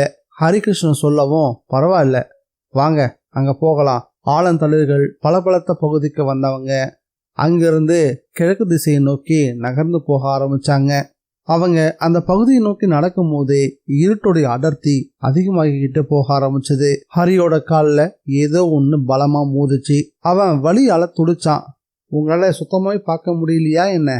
நாகவதி கேட்டா. ஆமா, எனக்கு எதுவுமே தெரியல, இருட்டு என் கண்ணை மறைக்குது. இருட்டுல தட்டு தடுமாறியபடி ஹரி சொன்னான். அப்படின்னா கொஞ்ச நேரம் இங்கே நில்லுங்க, அதுக்கு நான் ஒரு ஏற்பாடு செய்யறேன் அப்படின்னு நாகவதி கொஞ்சம் தொலைவில் நடந்தா. அவ திரும்பி வந்தப்போ அவ கையில கண்ணை பறிக்கக்கூடிய ஏதோ ஒரு பொருள் இருக்கிறத அவன் கவனிச்சான். என்ன இது, விளக்கு மாதிரியே தெரியலையே அப்படின்னு வியப்போட கேட்டான் ஹரி. அது மட்டும் இல்லாம அவகிட்ட அதை தரும்படி கையையும் நீட்டினான். வேணாம், நீ இதை தொட வேணாம். அவ சட்டுன்னு கைய பின்னுக்கு இழுத்தா. அது என்னவா இருக்கும்? ஹரி யோசிச்சபடியே நடந்தான். நான் உங்ககிட்ட எதையும் மறைக்க விரும்பல, இது நாகமாணிக்கம். அந்த வார்த்தைகளை கேட்டதும் அதிர்ச்சியான ஹரி, என்னது நாகமாணிக்கமா அப்படின்னு சொல்லி அந்த பொருளை பிரமிப்போட பார்த்தான். அதன் பிறகு கண்ணுக்கு தட்டுப்பட்ட பகுதியெல்லாம் அந்த நாகமாணிக்கத்தோட ஒளி பட்டு பிரதிபலிப்பதாகவே அவனுக்கு தோண ஆரம்பிச்சது. அந்த ஒளியில 2 பேரும் நடந்தாங்க. சில அடி தூரம் போனதும், ஹரி, உங்களுக்கு பாதை தெளிவா தெரியுதா அப்படின்னு கேட்டா நாகவதி. நல்லாவே தெரியுது. முடிவா அவங்க அந்த மலையினுடைய அடிவாரத்துக்கு வந்து சேர்ந்தாங்க. அவங்க அந்த பகுதிக்கு வந்ததும் நீர்வீழ்ச்சியிலிருந்து அருவி கொட்டுறது போல ஒரு சத்தம் கேட்டுச்சு. உடனே ஹரிகிருஷ்ணன், பக்கத்துல எங்காவது அருவி இருக்கா என்ன அப்படின்னு கேட்டான். நாம அருவியை நோக்கி தான் போய்கிட்டு இருக்கோம், நாகவதி சொன்னா. நடக்க நடக்க அருவியோட இரைச்சல் நெருங்கி வர ஆரம்பிச்சது. மலை உச்சியிலிருந்து நீர் விசையா பாஞ்சுகிட்டு இருந்தது. அவங்க அந்த அருவியை நெருங்கினாங்க. அருவியை இப்போ நல்லா பார்த்துக்கோங்க அப்படின்னு நாகமாணிக்கத்தை அருவிக்கு நேரா நீட்டினான். நாகமாணிக்கத்தோட ஒளியில அருவி நல்லாவே அவன் கண்களுக்கு பட்டுச்சு. மேற்புற பாறையிலிருந்து வழியக்கூடிய நீர் கீழ்ப்புறம் விழுந்து ஒரு குகை வழியா மறைஞ்சுக்கிட்டு இருந்தது. இந்த தண்ணீர் பாஞ்சு போகுது இல்லையா, அது கோயிலோட வலதுபுற வழியா தான் போகுது. நாகவதி புன்சிரிப்போட சொன்னா. நீ சொல்றத பார்த்தா அப்படின்னு ஆச்சரியமா அவன் இடைவெளி கொடுத்தான். இப்படி ஒரு வழி இருக்கிறது யாருக்குமே தெரியாது. இது கோயிலுக்கான வழியா என்ன? ஆமா, தண்ணீர் போற போக்கிலேயே நாமும் தொடர்ந்து போனோம்னா கோயிலுடைய வலதுபுறத்துக்கு போய் சேர்ந்துடலாம். அங்க ஒரு கிணறு இருக்கு. அந்த கிணற்றினுடைய அடிப்பரப்பு தான் இந்த தண்ணீர். நாகவதியோட வார்த்தைகள் ஒரு தொடர் படம் போல அவனுடைய மூளைக்குள்ள பதிய ஆரம்பிச்சது. அப்படின்னா நான் போய் பார்த்துட்டு வரட்டுமா? இந்த நாகமாணிக்கத்தோட ஒளி உங்களுக்கு முன்பா இருந்துகிட்டே இருக்கும். அதை பின்பற்றி நீங்க நடந்தா போதும். புறப்பட தயாராகுங்க. நாகவதி ஒரு நிமிடம் நாகமாணிக்கத்தை கையால மூடிக்கிட்டா. திடீர்னு மீண்டும் வெளிச்சம் பரவியப்போ அந்த நாகமாணிக்கம் அவனுக்கு வழிகாட்டுற மாதிரி அவனுக்கு முன்னாடி இருந்துச்சு. ஹரி அருவியில இறங்கினான். மெதுவா நகர்னான். அருவியில அவன் நீந்த வேண்டிய அவசியம் அவனுக்கு இல்ல. நாகமாணிக்கம் மறைஞ்சும் தெளிஞ்சும் அவனுக்கு முன்னாடி போய்கிட்டே இருந்தது. கொஞ்ச தூரம் போன பிறகு நாகமாணிக்கத்தோட வெளிச்சம் மறையறத ஹரி கவனிச்சான். அந்த பகுதி முழுசும் அந்தகாரம் சூழ ஆரம்பிச்சது. தண்ணீர் விசியா போய்கிட்டே இருந்தது. ஹரி பாசி பிடிச்சிருந்த வழுவழுத்த பாறை மேல 2 கைகளையும் ஊன்றி அது கெட்டியா பிடிச்சபடி நின்னான். தொலைவில் எங்கிருந்தோ திவ்யமான ஒளி கேட்க ஆரம்பிச்சது. ஓம் ஓம் ஓம். அத்தியாயம் 31. ஹரிகிருஷ்ணன் ஒரு கையால கண்ணை கசக்கிக்கிட்டு பார்த்தான். எதுவும் தெரியல. தான் சரியான இருட்டில் நிக்கிறோன்றது அவனுக்கு விளங்குச்சு. விசையா நீர் பாஞ்சுகிட்டு இருக்க சத்தத்தோட ஆதி ஒளியான ஓங்காரமும் உயர்ந்துகிட்டே போக ஆரம்பிச்சது. தான் வந்திருக்கிறது எதிர்பார்த்த இடத்துக்கு தான் அப்படின்னு ஹரிக்கு நல்லாவே புரிஞ்சுது. ஆனா நாகமாணிக்கத்தோட ஒளி எப்படி மங்குச்சு? உடனே நாகவதி நாகவதி அப்படின்னு ஹரி உரத்த குரலை கூப்பிட்டான். கொஞ்ச நேரத்துக்கு பிறகு என்ன ஹரி அப்படின்னு நாகவதியோட குரல் கேட்டுச்சு. மறுபடியும் அழைச்சான். நான் இங்கேயே இருக்கேன், நீங்க தயங்காம முன்னேறுங்க. அவளுடைய குரல் இப்போ தெளிவா கேட்டுச்சு. அதனால ஹரி கொஞ்சம் ஆறுதல் அடைஞ்சான். அவன் அவளுடைய உத்தரவின்படி முன்புறமா நகர ஆரம்பிச்சான். தான் பயணமாகிறது ஒரு குகை வழியா அப்படின்னு ஹரிக்கு தெரிஞ்சுதான் இருந்தது. குகைக்குள்ள இடுப்பளவு தண்ணீர் தான் இருந்துச்சு. மேற்புறம் கையை உயர்த்தினா பாறைகள் தட்டுப்பட்டுச்சு. தண்ணீருடைய ஓட்டம் தன்னை எங்கேயோ இழுத்துட்டு போகுமோ அப்படின்ற பயம் அவனுக்குள்ள இல்லாமலாம் இல்லை. இருந்தாலும் அவ்வப்போது எழுந்த நாகவதியோட குரல் அவனுக்கு தைரியம் கொடுத்தது. ஏறத்தாழ 20 அடி தூரம் போன பிறகு மேற்புற பாறை கைக்கு எட்டாம போச்சு. சன்னமான வெளிச்சம் எங்கிருந்தோ வர ஆரம்பிச்சது. அந்த ஒளி மேற்புறமா வட்ட வடிவமா தெரிஞ்சது. எட்டி பிடிச்சுக்கிட்டு மேலே ஏறுங்க, நாகவதியோட குரல் கேட்டுச்சு. ஹரி மூச்சை பிடிச்சுக்கிட்டு 2 கைகளையும் உயர்த்தி மேற்புறமா தாவினான். கைகள் ரெண்டும் ஏதோ ஒரு பாறை மேல படிஞ்சது. மேற்புறமா எம்பினா. அங்க நாகமாணிக்கம் ஒளி வீசிக்கிட்டு இருந்தது. கண்ணை கூசக்கூடிய அதனுடைய ஒளி ஹரியோட தன்னம்பிக்கைய அதிகப்படுத்துச்சு. பாதை சரிவா மேலே ஏற ஆரம்பிச்சது. படிக்கட்டுகளா இல்லாம பாறை ஒழுங்கற்று இருந்தது. மேலேறி வந்தப்போ அது ஒரு குகை கோயில் அப்படின்னு ஹரிக்கு புரிஞ்சது. நாகவதி கொண்டு வந்த நாகமாணிக்கம் கோயிலுடைய விக்கிரகத்துக்கு முன்னாடி இருந்த 7 திரிகள் இருந்த விளக்குக்கு மேற்புறம் இடம் பெற்று ஒளியை கொடுத்துக்கிட்டு இருந்தது. அதுக்கு பக்கத்திலேயே நாகவதி நின்றுட்டு இருந்தா. பீதி ஏற்படுத்தக்கூடிய அந்த விக்கிரகத்தை கண் இமைக்காம பார்த்தான் ஹரி. பிறகு அவனோட கைகள் அனிச்சையா மேல் எழும்பி இணைஞ்சி வணங்குச்சு. எத்தனையோ நூற்றாண்டுகளுக்கு முன்னாடி அந்த விக்கிரகத்தை வடித்த சிற்பி மிக சிறந்தவன் தான். அந்த சிற்பிய மனதார பாராட்டினா ஹரி. உடனே நாகவதி இது சுயம்பு அப்படின்னு சொன்னான். அவன் மனசுல உள்ளத அவ எப்படி தெரிஞ்சுக்கிட்டா? உடனே அது எப்படி இருக்க முடியும் அப்படின்னு கேட்டான் ஹரி. இது இயற்கையை கொடுத்த ஒரு வடிவம், அதாவது சக்தியோட வடிவம். இந்த எழிமலைக்காவ பகவதிய சுயம்புன்றியா? ஹரி வியப்போட கேட்டான். ஆமா, இது உண்மையான சுயம்பு விக்கிரகம். ஆனா பக்தர்கள் பூஜை செஞ்ச தேவியோட விக்கிரகம் இதுக்கு நேர் மேலா இருக்கு. இந்த வார்த்தையில கேட்டதும் ஆச்சரியப்பட்டு போன ஹரி மேற்புறமா கண்களை ஓட்டினான். குறிப்பிட்ட வடிவம் இல்லாம அங்கும் இங்கும் புடைச்சி தாழ்ந்த பாறைகள் பொங்கி வழிஞ்சது போல தென்பட ஆரம்பிச்சது. பாறை முனைகள் படிக்கட்டு போல கூர்மையா கீழ் நோக்கி தொங்குறது போல இருந்துச்சு. ஆனா அவை எல்லாமே ரொம்ப உறுதியா தான் இருந்தது. இந்த விக்கிரகத்தை முதல் முறையா பாக்குற மனுஷன் நீங்க தான். இந்த வார்த்தைகளை கேட்டதும் உண்மையாவா அப்படின்னு வியப்படைஞ்சான் ஹரி. நாம இப்போ வந்த வழியை தவிர இந்த இடத்துக்கு வர வேற வழியே கிடையாது. அப்படின்னா மேல்புறத்தில் இருக்கக்கூடிய விக்கிரகத்தை வடிச்சது யாரு? ஒரு சிற்பி தான். ஹரி சுற்றும் முற்றும் பார்த்தான். ஏறத்தாழ 18 அடி ஆரமுள்ள வட்ட வடிவமான குகை பகுதி. உயரம் 2 ஆள் மட்டம் இருக்கும். விக்கிரகத்துக்கு முன்னாடி வலப்புறத்துல கல்விளக்கு ஒண்ணு இருந்துச்சு. தேவிக்கு நேர் முன்பா ஒரு பலிக்கல்லும் தென்பட்டுச்சு. தேவி சிலைக்கு முன்பா வாடாத அப்போதான் பறிச்சு வச்ச புதிய பூக்களை பார்த்ததும் ஹரி ரொம்பவே வியப்படைஞ்சான். அந்த பூக்கள் கல் தாமரை மற்றும் செண்பகம். இந்த பூக்கள் எப்படி இங்க வந்துச்சு? ஹரி கேட்டான். இங்க பூஜை செய்யக்கூடியவங்க சாதாரண மனிதர்கள் கிடையாது. இங்க வரவங்கெல்லாம் மோகினிகள், கந்தர்வர்கள் மற்றும் பூதகணங்கள். நாகவதி பதில் சொன்னா. அப்போ எங்கிருந்தோ ஓங்கார நாதம் பின்னணிய ஒழிச்சுட்டு இருந்தது. ஹரி மேகத்துல மிதக்கிற மாதிரியான நிலையில தவிக்க ஆரம்பிச்சான். அவனை சுற்றி ஒரு தெய்வீக தன்மை சூழ்ந்து இருக்கிறதா அவனுக்குள்ள தோண ஆரம்பிச்சது. தான் நிக்கிறது அப்படிப்பட்ட ஒரு இடத்துலதான். இந்த இடத்துக்கு இதுக்கு முன்னாடி வரைக்கும் எந்த மனுஷனும் வந்ததே இல்லைன்னு தெரிஞ்சதும் அவனுடைய மனசுக்குள்ள மகிழ்ச்சியும் தெய்வீகமும் நிறைய ஆரம்பிச்சது. ஹரி, நம்ம அதிக நேரம் இங்க இருக்கிறது நல்லதில்லை. வந்த நோக்கத்தை மறந்துடாதீங்க. சீக்கிரம் ஆகட்டும். நாகவதி நினைவூட்டினா. ஹரி பலிக்கல்ல பார்த்தான். முன்புறம் இருந்த 2 அடிக்கு 2 அடியிலான சதுரமான பலிக்கல்லுக்கு அடியில ஓலைச்சுவடி இருக்கு. அதை எடுக்கணும்னா பலிக்கல்ல கொஞ்சம் நகர்த்தி தான் ஆகணும். ஹரி நிலைமையை உணர்ந்துகிட்டு தேவிக்கு முன்பா சாஷ்டாங்கமா விழுந்து வணங்கினா. தாயே, பலிக்கல்ல நகர்த்த எனக்கு அனுமதி கொடுங்க. மனமுருக பிரார்த்தனை பண்ணா. பிறகு எழுந்து பலிக்கல்ல தொட்டான். பலிக்கல்ல இழுத்து நகர்த்த கூடாதுன்னு சாஸ்திரம் இருக்கிறதுனால தன்னுடைய முழு பலத்தையும் பயன்படுத்தி தேவிய மனசுல நினைச்சபடி ஒரே மூச்சுல பலிக்கல்ல உயர்த்தி வலப்புறமா வச்சான். அது வரைக்கும் பலிக்கல் இருந்த இடத்துல இப்போ வட்ட வடிவமான ஒரு பள்ளம் இருந்துச்சு. சரியா அதே நேரம் காளிச்சரண் நாகவதி நினைச்சாரு. நாகவதி இங்கிருந்து போய் எவ்வளவு நேரம் ஆகுது? கருப்பசாமியை பார்த்து கேட்டாரு.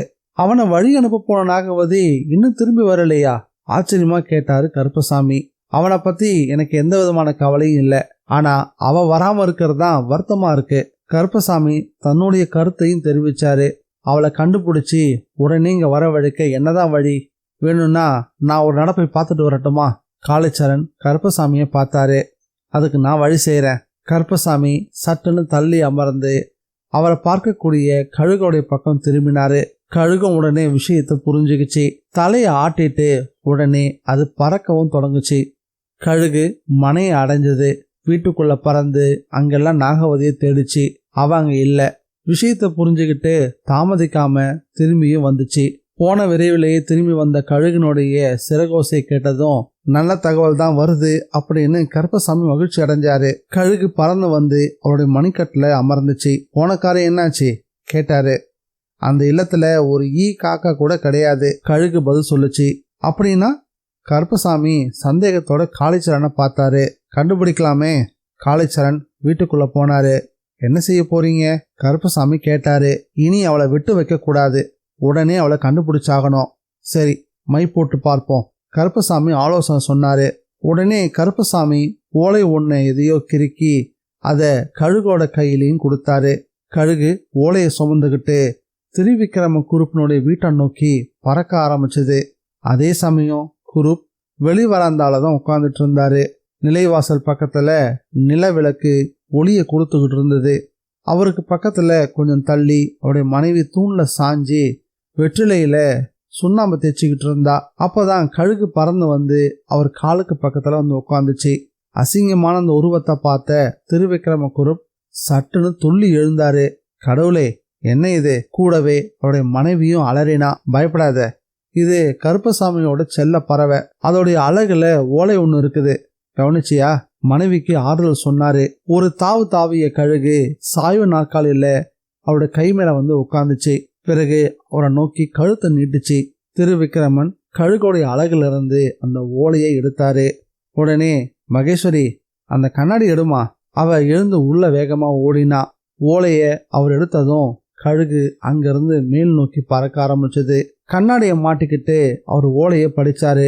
12 வயதுள்ள பெண் குழந்தை ஒண்ணு அவசரமாக தேவை. இதுதான் அந்த ஓலைச்சுவடியில எழுதப்பட்டிருந்த தகவல். இந்த ராத்திரியில எங்க போய் 12 வயசு பெண்ணை தேடுறது? விக்ரமகுருப் தனக்குத்தானே பேசிக்கிட்டாரு. இதை காதுல வாங்கின அவருடைய மனைவி, என்ன அந்த மந்திரவாதி கேட்கிறாராக்கம் அப்படின்னு கேட்டா. ஆமா, ஆனா விஷயம் என்னன்னு குறிப்பிடவே இல்லை. நம்ம வேலைக்காரி பெண்ணுக்கு 12 வயசுல ஒரு பொண்ணு இருக்கு இல்லையா? மனைவியை பார்த்து கேட்டாரு. எல்லா விவரத்தையும் தெரிஞ்சு வச்சிருந்த மகேஸ்வரி உடனே வேலைக்கார பெண்ணான லட்சுமி வீட்டை நோக்கி விரைவா போனா. கொஞ்ச நேரத்துக்கெல்லாம் அந்த பெண்ணை அழைச்சிட்டு வந்தா. அதுக்காகவே காத்துட்டு இருந்த விக்ரமகுருப் கொஞ்சமும் தாமதிக்காம அவளோட இல்லத்தை நோக்கி புறப்பட்டாரு. மை போட்டு பாக்கிறதுக்காக பெண் அப்படின்னு தெரிஞ்சதும் ஓரளவுக்கு ஆறுதல் அடைஞ்சாரு. காளிச்சரண் அவளுடைய உள்ளங்கையில வட்ட வடிவத்துல மைய தேய்ச்சாரு. பிறகு கைவிரல்களை நெற்றியோட சேர்த்து வைக்கும்படி சொன்னாரு. அவளும் அப்படியே செஞ்சா. அவளுடைய கண்கள் வட்டமா உள்ளங்கையிலிருந்து மை பரப்ப கவனிச்சது. அதுல இருந்த கருப்பு நிறம் படிப்படியா மறைஞ்சி அங்க ஏதோ வெளிச்சம் பரவ ஆரம்பிச்சது. அவ உற்று பார்த்தவ அலறவே தொடங்கிட்டா. அத்தியாயம் 32. அவ அலற ஆரம்பிச்சதும், என்னம்மா, என்ன தெரியுது? கருப்பசாமி ஆவலோட கேட்டாரு. நாக்க நீட்டியபடி ஒரு உருவம் தெரியுது. அதனுடைய கையில வெட்டி எடுத்த ஒரு தலை இருக்குது. அவ தலையை பின்னுக்கு இழுத்தபடி பேசினா. தலையெல்லாம் திருப்ப கூடாதம்மா, கண்ணை திருப்பாம அங்கேயே பாரு. ஏன் பயப்படுற? நாங்க தான் உன் பக்கத்துல இருக்கிறோமே. காளிச்சரண் அந்த பெண்ணுக்கு தைரியத்தை ஊட்டினாரு. இருந்தாலும் அவ பயந்ததால கண்ணை மூடியபடி தான் இருந்தா. பாரம்மா, நீ பயப்படுறதுக்கு இதுல என்ன இருக்குது? நீ எதுவுமே நேர்ல பார்க்கல, மை மூலமா தான் பார்த்துட்டு இருக்க. உன் கண்ணுக்கு என்ன தெரியுதோ அதை சொன்னா போதும். கருப்பசாமி கொஞ்சம் நயமா பேசினாரு. அவ தைரியத்தை வரவழைச்சுக்கிட்டு கண்களை திறந்தா. முன்னாடி விளக்கு எரிஞ்சுக்கிட்டு இருக்கு. அவ மறுபடியும் பார்த்து சொன்னா. விளக்கா தெரியுது? கருப்பசாமி கேட்டாரு. விளக்குதான், ஆனா திரி எதுவுமே அதுல எரியல. ஆனா ஏதோ ஒண்ணு பளபளப்பான வெளிச்சம் கொடுத்துக்கிட்டு இருக்கு. அப்படியா? சரி, வேற என்னெல்லாம் தெரியுது? அதுக்கு முன்னாடி ஒருத்தர் நிக்கிறாரு. அவர் அந்த விளக்குக்கு நேர்கீழ் இருக்கக்கூடிய கல்லை நகர்த்தி பார்க்கறாரு. அப்புறம் அதுக்கு அடியில இருந்து எதையோ எடுக்கிறாரு அப்படின்னு அவ சொல்ல ஆரம்பிச்சா. அப்படியா? அது என்ன பொருள்னு கொஞ்சம் கவனமா பார்த்து சொல்லுமா. அவ அந்த மை வட்டத்தை உற்று பார்த்தா. குகை கோயிலுக்குள்ள துர்கா தேவிக்கு முன்பா ஹரி நிக்கிறத அவ பார்த்துக்கிட்டு இருந்தா. ஆனா மையில நாகவதி அவளுக்கு தெரியவே இல்லை. அவளுடைய உண்மையான வடிவமான பாம்பு வடிவம் கல் விளக்குக்கு ரொம்ப பக்கத்திலே இருந்தது. அந்த பகுதி நிழல் படிஞ்சு இருந்ததால அந்த பெண் குழந்தையால நாகவதியை காண முடியல. அது ஒரு ஜாதகம். அந்த பெண் மீண்டும் அந்த மைய பார்த்தபடி பேச தொடங்கினா. என்னது ஜாதகமா? காளிச்சரண் கேட்டாரு. ஆமா, பனை ஓலைகள்ல எழுதி இருக்கு. ஜாதக குறிப்பு தானே அது அப்படின்னு அவ தன்னுடைய ஜாதக குறிப்பை மனசுல நினைச்சுக்கிட்டு சொன்னா. விஷயம் என்னன்னு காளிச்சரனுக்கும் கருப்பசாமிக்கும் புரிய ஆரம்பிச்சது. ஏதோ ஒரு காளி கோயிலுக்கு முன்னாடி உள்ள பலிக்கல்லுக்கு அடியிலிருந்து ஹரி ஓலைச்சோடியை எடுத்திருக்கான். அவங்களுக்கு புரிஞ்சு போச்சு. ஆனா அங்க நாகவதி இல்லாம போனதுதான் அவங்களுக்கு சந்தேகத்தை அதிகப்படுத்த ஆரம்பிச்சது. ஒருவேளை நாகவதி இல்லாமலேயே ஹரி மட்டும் தனியா போயிருப்பானோ? காளிச்சரண் யோசனையில ஆழ்ந்தாரு. அந்த பெண் கிட்ட, நல்லா பாருமா, கூட யாராவது இருப்பாங்களே, இருந்தாகணுமே. கருப்பசாமி உற்சாகப்படுத்தினாரு. ஆனா அந்த பெண், இல்ல, வேற யாருமே என் கண்ணுக்கு தெரியல அப்படின்னு உறுதியா சொன்னா. சரி போகட்டும், கவனமா அதையே பார்த்துக்கிட்டாரு. அந்த ஆளு வேற என்னெல்லாம் செய்யறாருன்னு பார்த்து சொல்றியா? காளிச்சரண் கேட்டாரு. ஹரி ஓலைச்சுவடிய கையில எடுத்து அப்படியும் இப்படியும் புரட்டி பார்த்தான். இந்த நாகவதி. நாகவதி கிட்ட அதை நீட்டினா. உடனே நாகவதி, அது உங்ககிட்டவே இருக்கட்டும். சரி, நம்ம சீக்கிரம் புறப்பட்டாகணும்.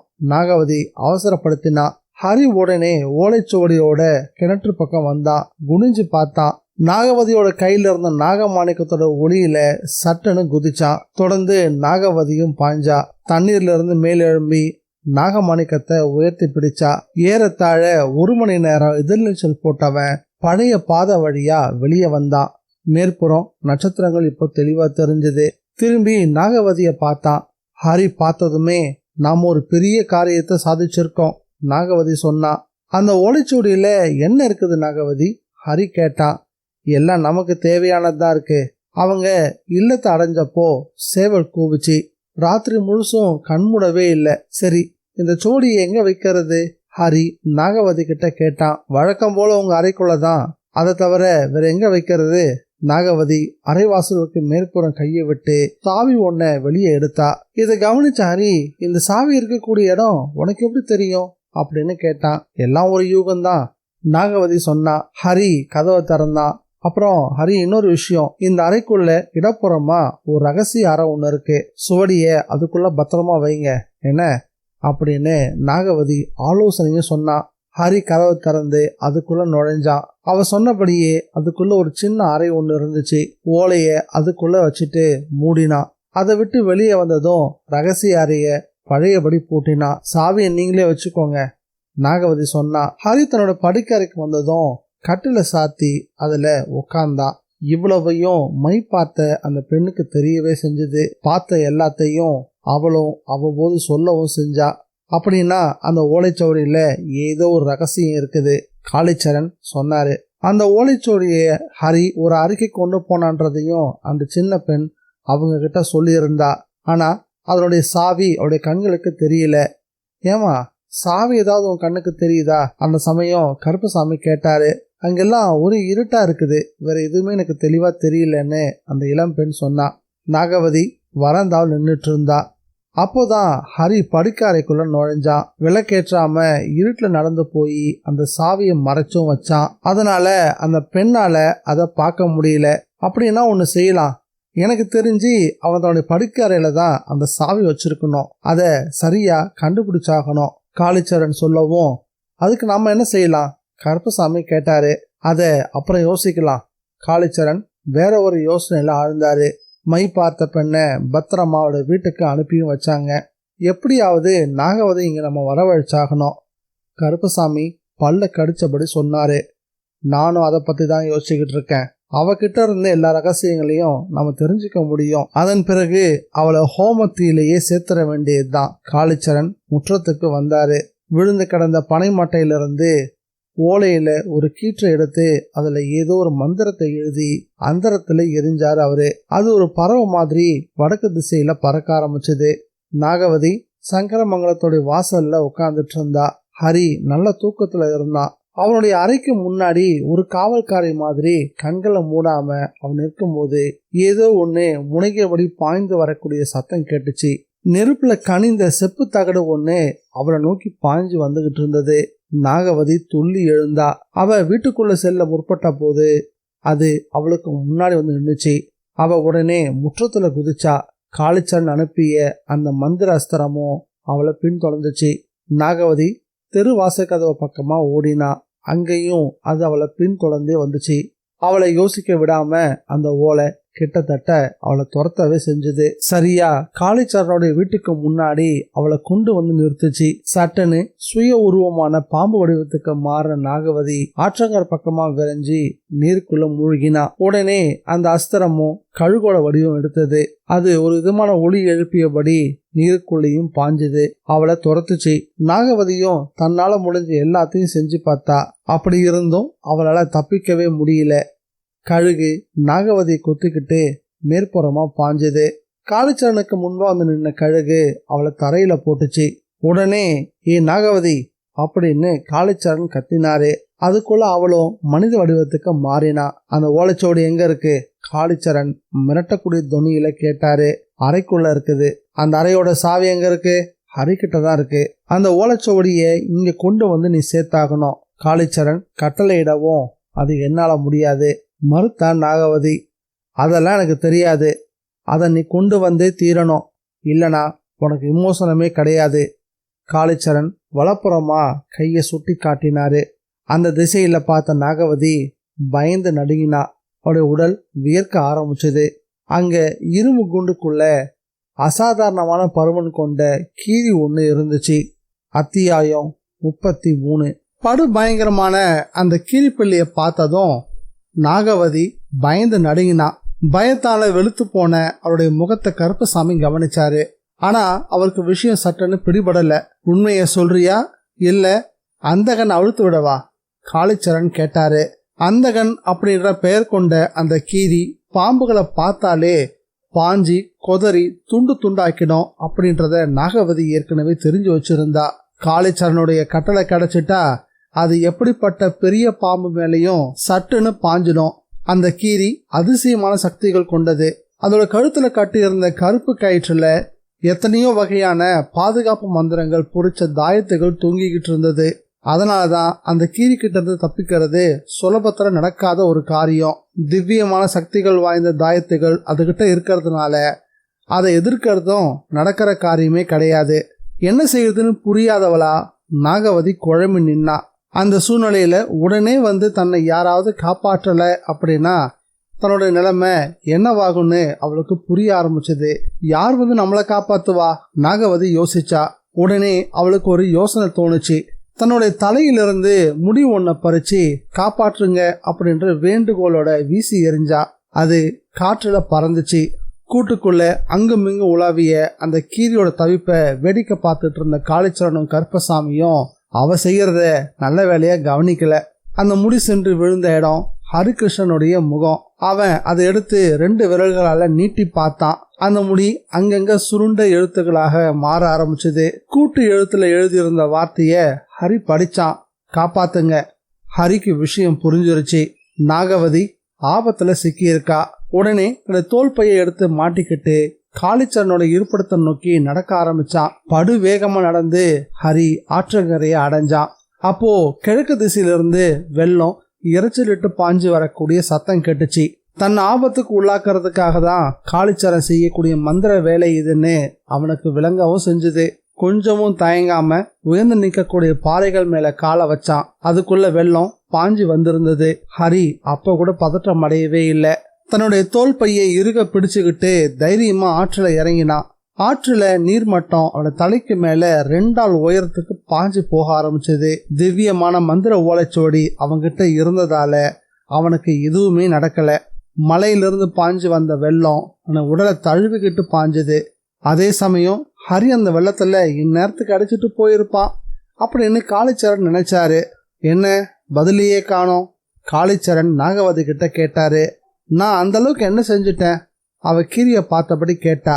நீ எதுவுமே செய்யல இல்லையா? பூமிக்குள்ள இருக்கக்கூடிய கோயில்ல இருந்து ஓலைச்சுவரை எடுத்து என்ன செஞ்ச? எந்த ஓலைச்சுவடி? நான் எடுத்தனா? என்கிட்ட உன் வித்தை எல்லாம் காட்டுறியா? நான் மை போட்டு பார்த்துக்கிட்டு இருந்தேன். நீ செஞ்ச மொத்தத்தையும் தேவியோட கையில இருந்து சுவடியை எடுத்த பிறகு நீ என்ன செஞ்சீங்க எனக்கு தெரிஞ்சாகணும். அது எனக்கு தெரியாது. உன்னையும் நான் மயில பார்த்தேன். சொல்லு, அந்த சுவடி எங்க? காளிச்சரன் கீறி கிடக்கக்கூடிய கூண்டை நெருங்கினாரு. கருப்பசாமி அப்பவும் எதுவும் புரியாதவர வேடிக்கை பார்த்துக்கிட்டு இருந்தாரு. அப்பதான் காளிச்சரன் சொன்ன நாகவதியோட பழைய கதை சட்டுன்னு அவருக்கு ஞாபகம் வந்துச்சு. நாகவதி அப்படின்ற அவருடைய பெயர் தான் அவருடைய நினைவை கிளற ஆரம்பிச்சது. அதன் பிறகு அந்த ஓலைச்சுவடி எவ்வளவு மதிப்பு வாய்ந்ததுன்னு அவருக்கு புரியவும் செஞ்சது. ஓஹோ, அந்த மகத்தான ஓலைச்சுவடியை தான் ஹரிக்கு கிடைச்சிருக்கா? அது அவன்கிட்ட இருக்கக்கூடாதே. அது மட்டுமா, தான் அந்த சுவடியை கைப்பற்றல அப்படின்னா நிச்சயம் காளிச்சரன் கைப்பற்றிடுவாரு. அப்படி நடந்துட்டா அவன் உதவியால அவர் தன்னை அழிக்கவும் முடியும். கருப்பசாமி ரொம்ப தீவிரமா முன்னெச்சரிக்கையோட யோசிக்க ஆரம்பிச்சாரு. அதை தடுக்க நம்ம உடனே ஏதாவது செஞ்சாகணுமே அப்படின்னு கருப்பசாமியோட மூளை மின்னல் வேகத்துல செயல்பட ஆரம்பிச்சது. நான் கேட்கறதுக்கு மட்டும் நீ பதில் சொல்லவே இல்லைன்னா இந்த கூண்டை நான் திறந்து விட வேண்டியதா இருக்கும். காளிச்சரன் கூண்டை திறக்கிற மாதிரி நடிக்க ஆரம்பிச்சாரு. கொஞ்சம் பொறுங்க, அதுக்கு வேற ஒரு வழி இருக்கு. கருப்பசாமி தன் தோல்ல இருந்து கருடனை ஒரு இடப்புறம் மணிக்கட்டுக்கு கொண்டு வந்தாரு. அதே சமயம் என்ன இன்னும் பொறுமை வேண்டி கிடக்கு, எனக்கு அந்த சுவடி உடனே வேணும் அப்படின்னு சொல்லியபடியே காளிச்சரன் திடீர்னு கூண்டை திறந்தாரு. உடனே கீரி நாகவதி நோக்கி பாஞ்சுது. அதே நேரம் நாகவதி பாம்பா மாறினா. கீரி நாகவதி நெருங்கிறதுக்கு முன்னாடி கழுகு பாம்பு மேல பாஞ்சி அதை எடுத்துக்கிட்டு பறந்து மறைஞ்சது. எங்க அந்த கழுகு? காளிச்சரன் கோபத்தோட கேட்டாரு. கழுகு கெட்டிக்காரத்தனமா பாம்பை தூக்கிக்கிட்டு போனதுல காளிச்சரனுக்கு எந்த விதமான சந்தேகமும் இல்லை. அருவருப்பான அந்த கழுகை முதல்ல கூப்பிடுங்க, நான் அவகிட்ட இருந்து உண்மையை வரவழைச்சாகணும். காளிச்சரன் முரண்டு பிடிச்சாரு. நீங்க அவசரப்பட்டுட்டீங்க. என்னது, நான் அவசரப்பட்டுட்டேனா? கீரிக்கு முன்னாடி அவளை பாம்பா மாற்றினா கழுகு சும்மா இருக்குமா என்ன? அந்த கீரி பாம்பை பிடிச்சு தின்னுட்டா அது முதலுக்கே மோசம் இல்லையா? ஓலைச்சுவடி போகட்டும், நாம முதல்ல அந்த சூலத்தை கைப்பற்றணும், அதானே நமக்கு முக்கியம். அதன் பிறகு ஓலைச்சுவடியை கவனிச்சுக்கலாம். காளிச்சரனுடைய கோபத்தை கருப்பசாமி ரொம்ப அழகா திசை திருப்பினாரு. இந்த வார்த்தைகளால காளிச்சரன் அடங்கல. கண்ணை மூடியபடி கொஞ்ச நேரம் தியானத்துல ஆழ்ந்தாரு. மூடி இருந்த அவர் கண்களுக்கு முன்பா இருட்டுல ஹரி தட்டுப்பட்டான். ஆற்று தாண்டி வரக்கூடிய ஹரியோட உடம்பு நனையவே இல்லை. அந்த காட்சி அவரால் நம்பவே முடியல. அதிசயமா இருந்துச்சு. இதுல எங்க தவறு நடந்திருக்கோம்? காளிச்சரன் கண்ணை மூடி மறுபடியும் தியானம் பண்ண ஆரம்பிச்சாரு. ஹரி ஆற்றுல இறங்கின பிறகு என்ன நடந்துச்சு அப்படின்றத ஞான திருஷ்டியில தெரிஞ்சுக்க முயற்சி பண்ணாரு அவரு. அவ்வளவு தண்ணீரிலையும் எதுவுமே நடக்காதது போல ஹரி சர்வ சாதாரணமா பாறைகள் மேல நடந்து ஆற்றை கடந்தது அவருடைய ஞான திருஷ்டிக்கு தெரிஞ்சது. உண்மையிலேயே அந்த காட்சி காளிச்சரனை உலுக்கிருச்சுன்னு தான் சொல்லணும். ஒருவேளை ஹரி அந்த அளவுக்கு மந்திர சித்திகள்ல தேர்ச்சி பெற்றுட்டானா என்ன? இதுக்கு பின்னாடி ஏதோ ஒரு ஆழ்ந்த ரகசியம் இருக்கணும் அப்படின்னு அவருடைய மனசு எச்சரிக்க ஆரம்பிச்சது. காளிச்சரன் கண்களை திறந்தப்போ அவருக்கு முன்னாடி ஹரி நின்றுட்டு இருந்தான். சட்டன்னு காளிச்சரனுக்கு ஒரு உத்தி தோண ஆரம்பிச்சது. அந்த கீரியோட பக்கம் திரும்பினாரு. அதுகிட்ட சைகையால ஏதோ விளக்கினாரு. உடனே கீரி ஹரி மேல பாஞ்சது. அவருடைய விழிகளை பறிக்கிறது தான் கீரியோட நோக்கமா இருந்துச்சு. முகத்துக்கு நேரா பாஞ்ச கீரிய ஒரு அணில பிடிக்கிற மாதிரி லாவகமா பிடிச்சு அதனுடைய கழுத்துல இருந்த கயிற்றை கையில வாங்கி சுழற்றினா. கீரியோடைய கழுத்து கயிற்றால இறுக்கமடைய ஆரம்பிச்சது. ஐயோ, என்னோட கீரி! காளிச்சரன் அவனை நோக்கி வந்தாரு. அசையாதீங்க, இன்னும் ஒரு அங்குலம் நகர்ந்தீங்கன்னா இந்த கீரியோட நிலை தான் உங்களுக்கும். ஞாபகம் இருக்கட்டும். ஹரி கீரிய தரையில வீசினா. தரையில விழுந்த கீரி ஒரு தடவை கால்களை உதைச்சிட்டு பிறகு அசைவற்று போச்சு. கொஞ்சமும் எதிர்பார்க்காத இந்த செயல் ஹரிக்கிட்ட இருந்து வெளிப்பட்டதும் 2 மாந்திரிகர்களும் வியப்பால பேச்சு மூச்சு இல்லாம போனாங்க. அவங்க கிட்ட இருக்க சக்தியை விட ஏதோ ஒரு அதீதமான சக்தி ஹரிக்கு கிடைச்சிருக்குன்னு 2 பேருமே பயப்பட ஆரம்பிச்சாங்க. இந்த நிலையில அவங்கிட்ட அவனுக்கு உண்மையான பலம் என்னன்னு தெரியாம மோதுறது புத்திசாலித்தனம் இல்லைன்னு 2 பேருமே நினைச்சாங்க. நாகவதி எங்க? ஹரி கேட்டான். அவ இங்க இல்ல. காளிச்சரன் பதில் கொடுத்தாரு. தெரியும், ஆனா அவ என்னானா அதை நீங்க சொல்லாம போனீங்கன்னா நீங்க ரொம்பவே கஷ்டப்படுவீங்க. இப்போதைய சூழ்நிலையில ஹரி அங்கிருந்து கிளம்புறது நல்லது. அதனால 2 பேருமே சமரச குரல்ல பேச ஆரம்பிச்சாங்க. நாகவதி இங்க வரவழைச்சது நான் தான், ஆனா அவளை ஒரு கழுகு தூக்கிட்டு போயிருச்சு. காளிச்சரன் சொன்னாரு. என்னது, கழுகு தூக்கிட்டு போயிருச்சா? அவ என்ன பாம்பா என்ன? ஹரி கேலி செய்யக்கூடிய குரலை கேட்டான். உண்மை அதுதான், நாகவதி ஒரு பாம்பு தான். கருப்பசாமி வாய் திறந்தாரு. உண்மையாவா? ஹரி வியப்பு நிறைஞ்ச குரல்ல கேட்டான். ஆமா, அதனாலதான் அவளை கழுகு குத்தி எடுத்துட்டு போயிருச்சு. நாங்களும் இப்போ அவளை தான் தேடிக்கிட்டு இருக்கோம், கருப்பசாமி சொன்னாரு. அது உண்மைனா நானே அவளை கண்டுபிடிக்கிறேன். ஹரி திரும்பி வந்த வழியே வேகமா நடக்க தொடங்கினா. அவன் வேகமா போக ஆரம்பிச்சதும் ஹரி கொஞ்சம் நில்லு, காளிச்சரன் கூப்பிட்டாரு. அத்தியாயம் 34. ஹரிகிருஷ்ணன் தடைகளை தாண்டி இங்க வந்தது மட்டும் இல்லாம எதுவுமே நடக்காதது போல திரும்பி போறத பார்த்ததும் காளிச்சரனுக்கும் கருப்பசாமிக்கும் சட்டன்னு ஒரு சந்தேகம் தோணுச்சு. அவங்கிட்ட இப்போ அற்புதமான ஏதோ ஒரு சக்தி இருக்குது. காளிச்சரன் கருப்பசாமியோட முகத்தை பார்த்தாரு. எனக்கும் அப்படிதான் தோணுது. இல்லனா அவனா இந்த கீரிய கொண்டு இருக்கவே முடியாது. கருப்பசாமி ஹரி போன பாதையை பார்த்தபடி சொன்னாரு. கருப்பசாமியோட கவலை கழுகை காப்பாத்துறது பத்தி தான். நாகவதியை கொத்தி எடுத்துட்டு போயிருக்க நிலையில ஹரி கழுகை பிடிக்க முயற்சி பண்ணுவான். அவருக்கு அதுல எந்த விதமான சந்தேகமும் இல்லை. பிடிச்சிட்டா கீரிய கொன்ன மாதிரியே கழுகையும் அவன் கொன்னுடுவான். கழுகுக்கு ஏதாவது நேர்ந்து போச்சுன்னா அது கருப்பசாமியை பொறுத்த வரைக்கும் அவருடைய வலது கையை வெட்டுறதுக்கு சமம். அதனால கழுகை காப்பாத்துறது எப்படின்ற யோசனையில அவர் அங்க இருந்து புறப்பட்டாரு. இப்போ காளிச்சரன் தனிமையில இருக்க ஆரம்பிச்சாரு. அப்ப கூட அவர் மனசுல ஆலமர கூட்டத்துக்கு மத்தியில் உள்ள சிவன் கோயிலை பத்தி தான் சுத்தி சுத்தியே வந்துச்சு.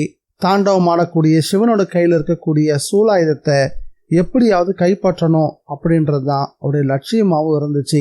தன்னுடைய மந்திர பிரம்பை எடுத்துக்கிட்டு காளிச்சரன் வேக வேகமா நடந்தாரு. அவரு ஆத்தங்கரை அடைஞ்சப்போ அங்க கருப்பசாமி தென்படல.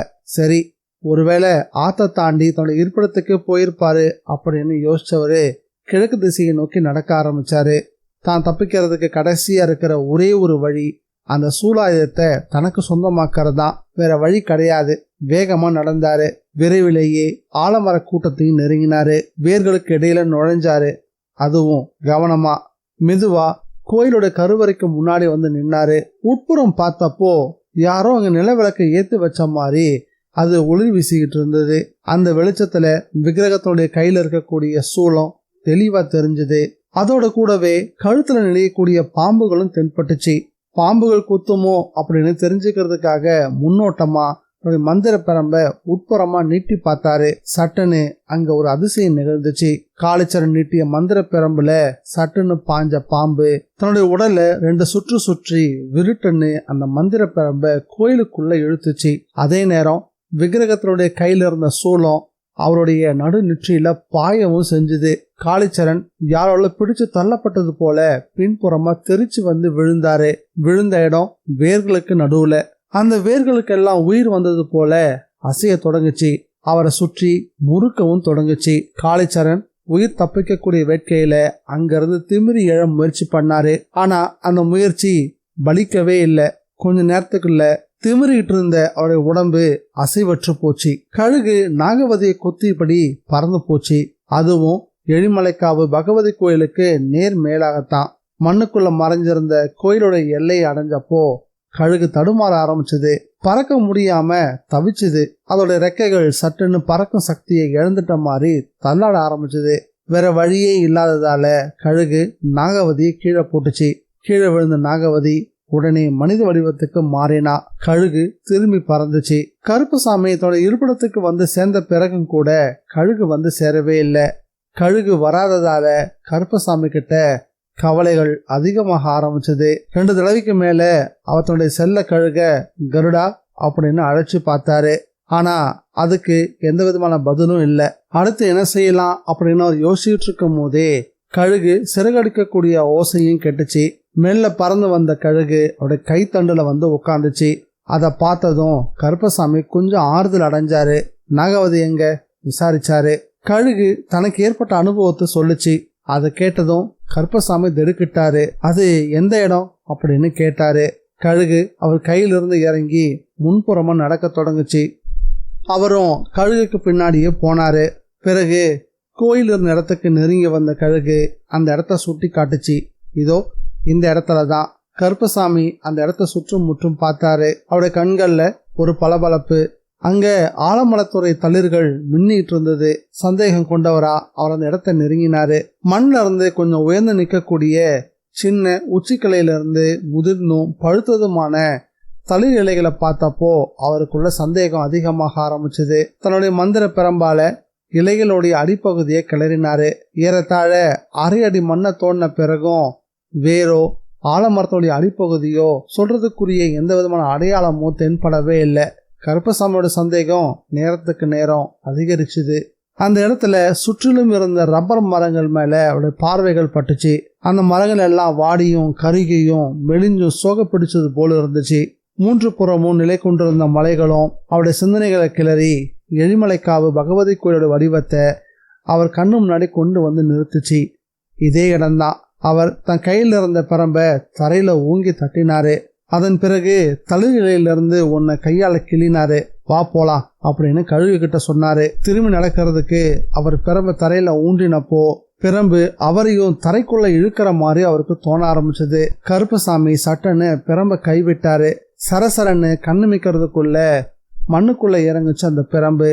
பிறகு மறைஞ்சும் போச்சு. இதை பார்த்ததும் கருப்பசாமியோட இதயம் படபடக்க ஆரம்பிச்சது. எவ்வளவு சீக்கிரம் முடியுமோ அவ்வளோ சீக்கிரம் இங்க இருந்து புறப்படுறதா நல்லது. கிட்டத்தட்ட அவர் ஓடவே தொடங்கினாரு. அதன் பிறகு அவர் மூச்சு வாங்கறதுக்கு நின்ன இடம் அவருடைய வீடுதான்.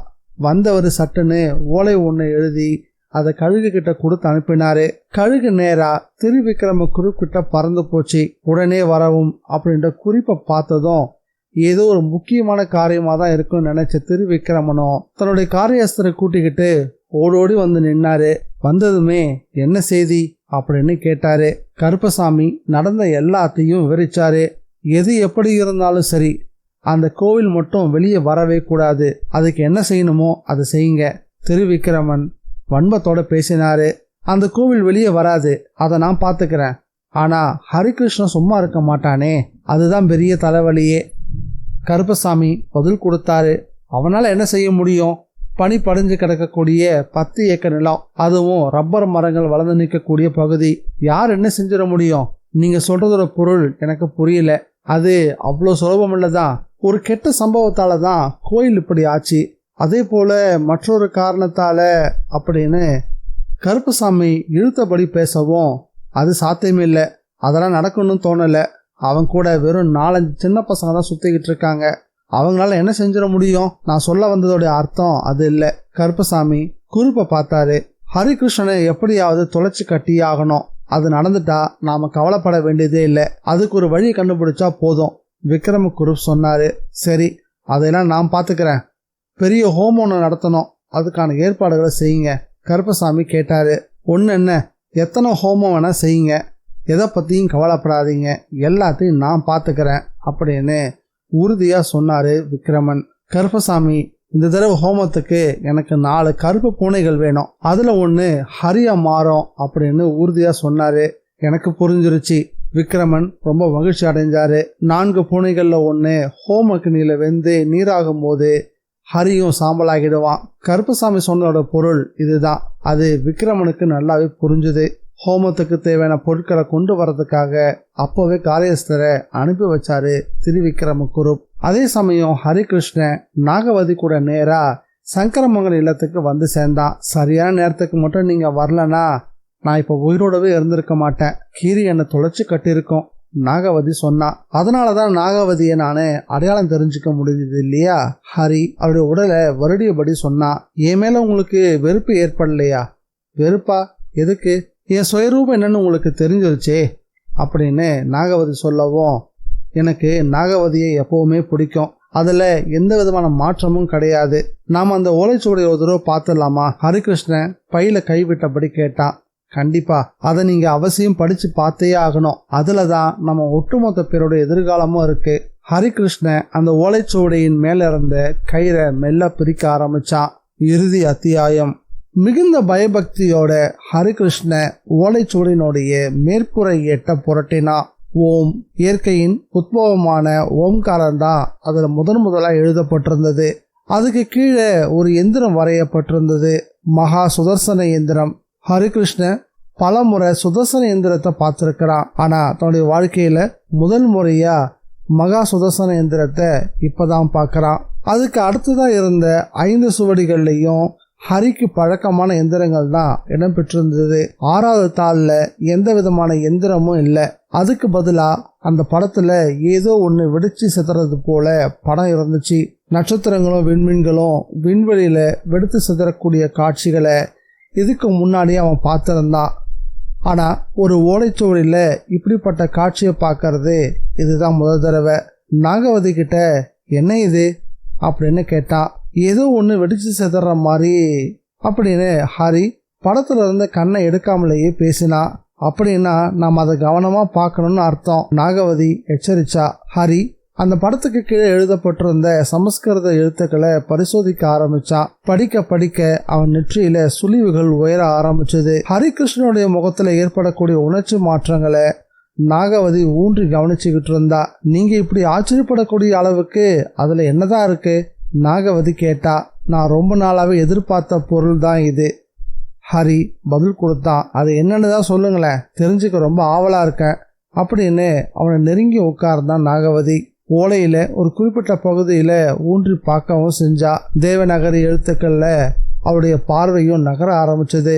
அசாதாரணமான ஒரு மந்திர வித்தை பத்திய குறிப்பு அதுல இடம்பெற்றிருந்தது. குறிப்பிட்ட அந்த பக்கத்தை படிச்சு முடிச்சப்போ அந்த ஓலைச்சுவடியிலிருந்து நெருப்பு துணுக்குகள் சிதறி வெளிப்படுறது போல நாகவதிக்கு தோணவும் செஞ்சது. அந்த ஓலைச்சுவடியில ஒட்டுமொத்தமா 20 சுவடிகள் தான் இருந்துச்சு. 3 பக்கங்களை படிச்சதுமே சந்தேகம் கொண்ட ஹரி சுவடியோட பின்புறத்தை திருப்பி பார்த்தான். சட்டுன்னு அவனுடைய கண்கள்ல ஏமாற்றம் படிஞ்சது. காரணம், எழுத்துக்கள்லாம் அழிஞ்சு போயிருந்தது. என்ன? ஹரி தன்னையும் மீறி ஒரு தடவை உச்சரிச்சான். பரவாயில்ல, முன்புறம் இருக்கக்கூடிய மந்திரங்களை உடனே மனப்பாடம் செய்யுங்க, நாகவதி ஆலோசனை சொன்னா. மீது இருக்கக்கூடிய மந்திரங்களுக்கு என்ன பண்றது அப்படின்னு கேட்ட ஹரி குழப்பத்துல ஆழ்ந்தான். பயப்படாதீங்க, அது எனக்கு தெரியும். கடைசி பக்கங்கள் இருக்கிறது ஹோமத்துக்கான முறைகள் தான். நான் ஏற்கனவே அதை மனப்பாடம் செஞ்சு வச்சிருக்கேன். நாகவதி சொன்னா. அப்பதான் அது ரொம்பவும் சக்தி வாய்ந்ததும் முக்கியமான சுவடின்றது ஹரிக்கு விளங்க ஆரம்பிச்சது. ஏன்னா அந்த சுவடியை யாரும் ஒரு தடவைக்கு மேல படிக்க கூடாதுன்னு குறிப்பும் அதுல இருந்துச்சு. அது கண்டிப்பான ஒரு நிபந்தனையும் கூட. அந்த மந்திரங்கள் சுவடியில எழுதியிருப்பது கூட ஒரு மந்திர வித்தியை பயன்படுத்தி தான் அப்படின்றத அவன் புரிஞ்சிக்கவும் செஞ்சான். படிக்க படிக்க படிச்ச பக்கங்களோட எழுத்துக்கள் மறைஞ்சிக்கிட்டே வர ஆரம்பிச்சது. அதனால மந்திரங்களை முதல் தடவை படிக்கும் போதே மனப்பாடம் செய்ய வேண்டியதாகவும் இருந்துச்சு. அதன் பிறகு இருந்த அனைத்துமே மந்திரங்கள் தான். அதை சரியா புரிஞ்சுக்கிட்டு மனப்பாடம் செய்யலன்னா அதை மறுபடியும் படிக்கவும் முடியாது, மந்திரத்தை பயன்படுத்தவும் முடியாது.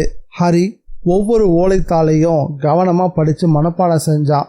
அதே சமயம் கருப்பசாமி ஹரிகிருஷ்ணனை அபாயத்துக்கு உள்ளாக்குறதுக்காக ஒரு ஹோமத்தை தொடங்கக்கூடிய முயற்சியில ஈடுபட்டிருந்தாரு. அக்னி ஜுவாலைகள் கொழுந்து விட்டெறியக்கூடிய ஹோம குண்டத்துக்குள்ள முதல் தடவையா கொழுத்த ஒரு கரும்பூனையை எரிஞ்சாரு. கண்மூடி திறக்கிறதுக்குள்ள ஒரு வெடி சத்தத்தோட தீக்குள்ள விழுந்த பூனை எரிஞ்சி மேற்புறமா உயர்ந்துச்சு. மந்திரங்களை உச்சரிச்சபடியே கருப்பசாமி 2வது பூனையையும் அதே போல செஞ்சாரு. அதனோட கதியும் முன்னையது போலவே ஆச்சு. தான் ஜெயிச்சுட்டுதா நம்பிக்கையோட கருப்பசாமி 3வது பூனையையும் ஹோமத்துக்குள்ள எரிஞ்சாரு. அதுக்குள்ள நெருப்பு ரொம்ப வலுப்பெற்று உக்கிரமா எரிஞ்சதால அந்த பூனையும் வெகு விரைவில் சாம்பலா போயிருச்சு. மேற்கொண்டு என்ன செய்ய போறோன்றதான் முக்கியம். கருப்பசாமி தனக்கு தானே பேசிக்கிட்டாரு. 4வதா போட இருக்கக்கூடிய கரும்பூனைய ஹரிகிருஷ்ணனுக்காக சமர்ப்பிச்சு ஹோமத்துக்குள்ள எரிய திட்டம் போட்டாரு. அந்த பூனைக்குள்ள ஹரிகிருஷ்ணனை ஆவாகம் செய்யறதுக்கான மந்திரங்களை உச்சரிக்க தொடங்கினாரு. ஆனா ஆரம்பத்திலேயே எங்கேயோ ஒரு தவறு நடக்க ஆரம்பிச்சிருச்சு. தன்னுடைய கணக்குகள் மாறுறத கருப்பசாமி உணர ஆரம்பிச்சாரு. பூனைக்குள்ள ஆவாகம் செய்ய வேண்டிய சன்னிவேச மந்திரத்தை உச்சரிச்ச பிறகு கருப்பசாமி அந்த கரும்பூனையை அழைச்சாரு. ஹரிகிருஷ்ணா, ஹரிகிருஷ்ணா. ஆனா பூனை அவரை பொருட்படுத்திருந்தாவே தெரியல. சந்தேகம் வலுத்த கருப்பசாமி மறுபடியும் மந்திரத்தை உச்சரிக்க முயற்சி பண்ணாரு. ஆனா அவரால் அதை தொடரவே முடியல. ஹரிகிருஷ்ணன் கையில புனிதமான அந்த ஓலைச்சுவடி இருந்தது தான் அதுக்கான காரணம். அதனால கருப்பசாமியோட மந்திரம் அவன் கிட்ட பலிக்காம போயிருச்சு. கடைசி முயற்சி அப்படின்னு மனசுக்குள்ள யோசிச்சவரு மறுபடியும் மந்திரத்தை தீவிரமா உச்சரிச்சுட்டு பூனையை எடுத்து ஹோமகுண்டத்துக்குள்ள எரிஞ்சாரு. ஆனா அங்க நடந்தது இன்னொரு சம்பவம்.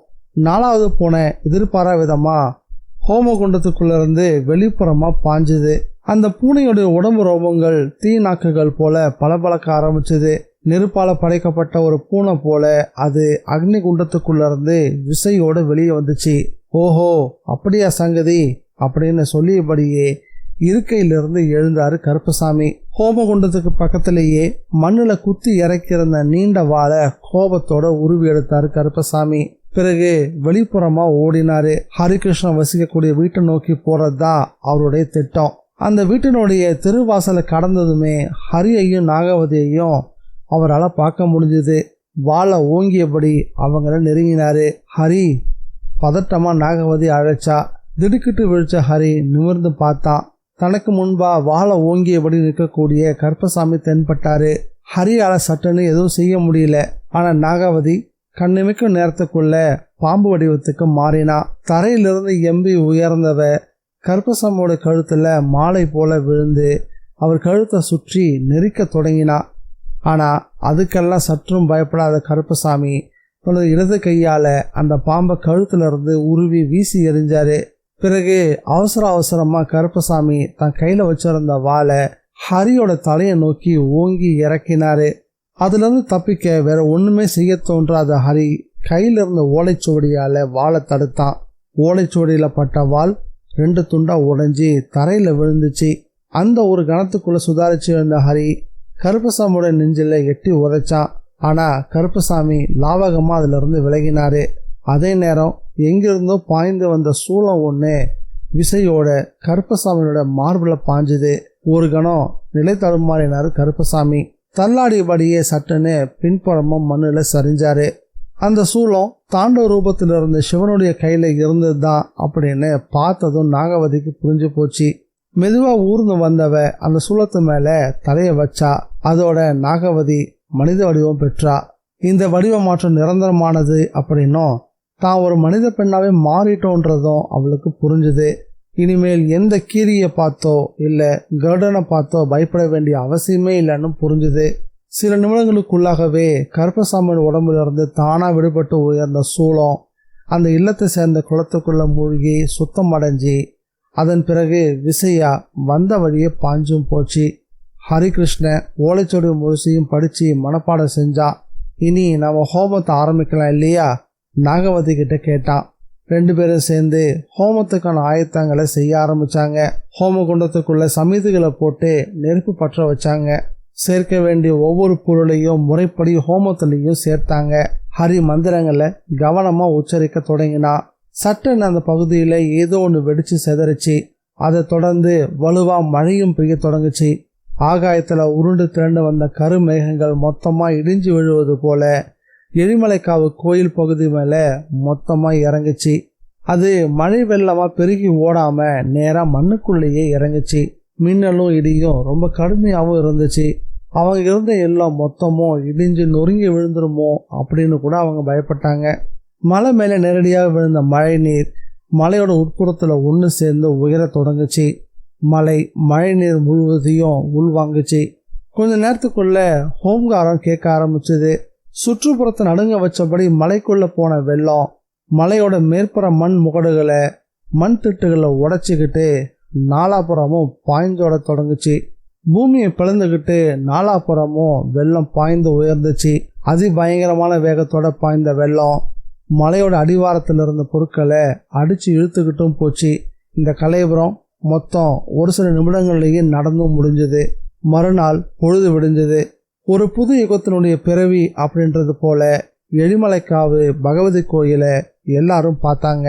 கோவிலுடைய தென்கிழக்கு மூலையில் இருந்த பிரம்மாண்டமான ஆலமரம் எந்த விதமான சேதாரமும் இல்லாமல் நிற்கிறத பார்த்ததும் மக்கள் அவங்களுக்குள்ள நடந்த பழைய விஷயங்களையும் சம்பவங்களையும் ஒப்பிட்டு பேசி மகிழ ஆரம்பிச்சாங்க. ஊர் மொத்தமும் ஒன்று திரண்டுச்சு. இளைஞர்கள்லாம் முன் வந்து எழிமலைக்காவு கோயிலில் திருவிழா கொண்டாடக்கூடிய தீவிர முயற்சியில் ஈடுபட ஆரம்பிச்சாங்க. கோயில் வெளிப்பட்டது எப்படின்னு ஊராருக்கு கொஞ்சம் கூட விளங்கவே இல்லை. ஆனால் அந்த இளைஞர்கள் எல்லாருமே ஹரிகிருஷ்ணனையும் நாகவதியையும் மனதார பாராட்டினாங்க. நெடுங்காலமாக மண்ணுக்குள்ளே புதைஞ்சிருந்த அந்த எழிமலைக்காவு பகவதி கோயிலுக்கு இப்படி ஒரு விமோசனம் பிறக்கணும் அப்படின்னு விதி எழுதப்பட்டிருந்தது. இந்த நாவல் உங்களுக்கு பிடிச்சிருக்கா இல்லையான்றத மறக்காம கமெண்ட்ல பதிவு பண்ணுங்க. நம்ம சேனலுக்கு நீங்க ஃபர்ஸ்ட் டைம் வந்திருக்கீங்கன்னா சப்ஸ்கிரைப் பட்டனை ப்ரெஸ் பண்ணி நம்ம சேனலுக்கு சப்போர்ட் பண்ணுங்க. மீண்டும் மற்றொரு புதிய நாவலில் சந்திக்கலாம். Bye guys.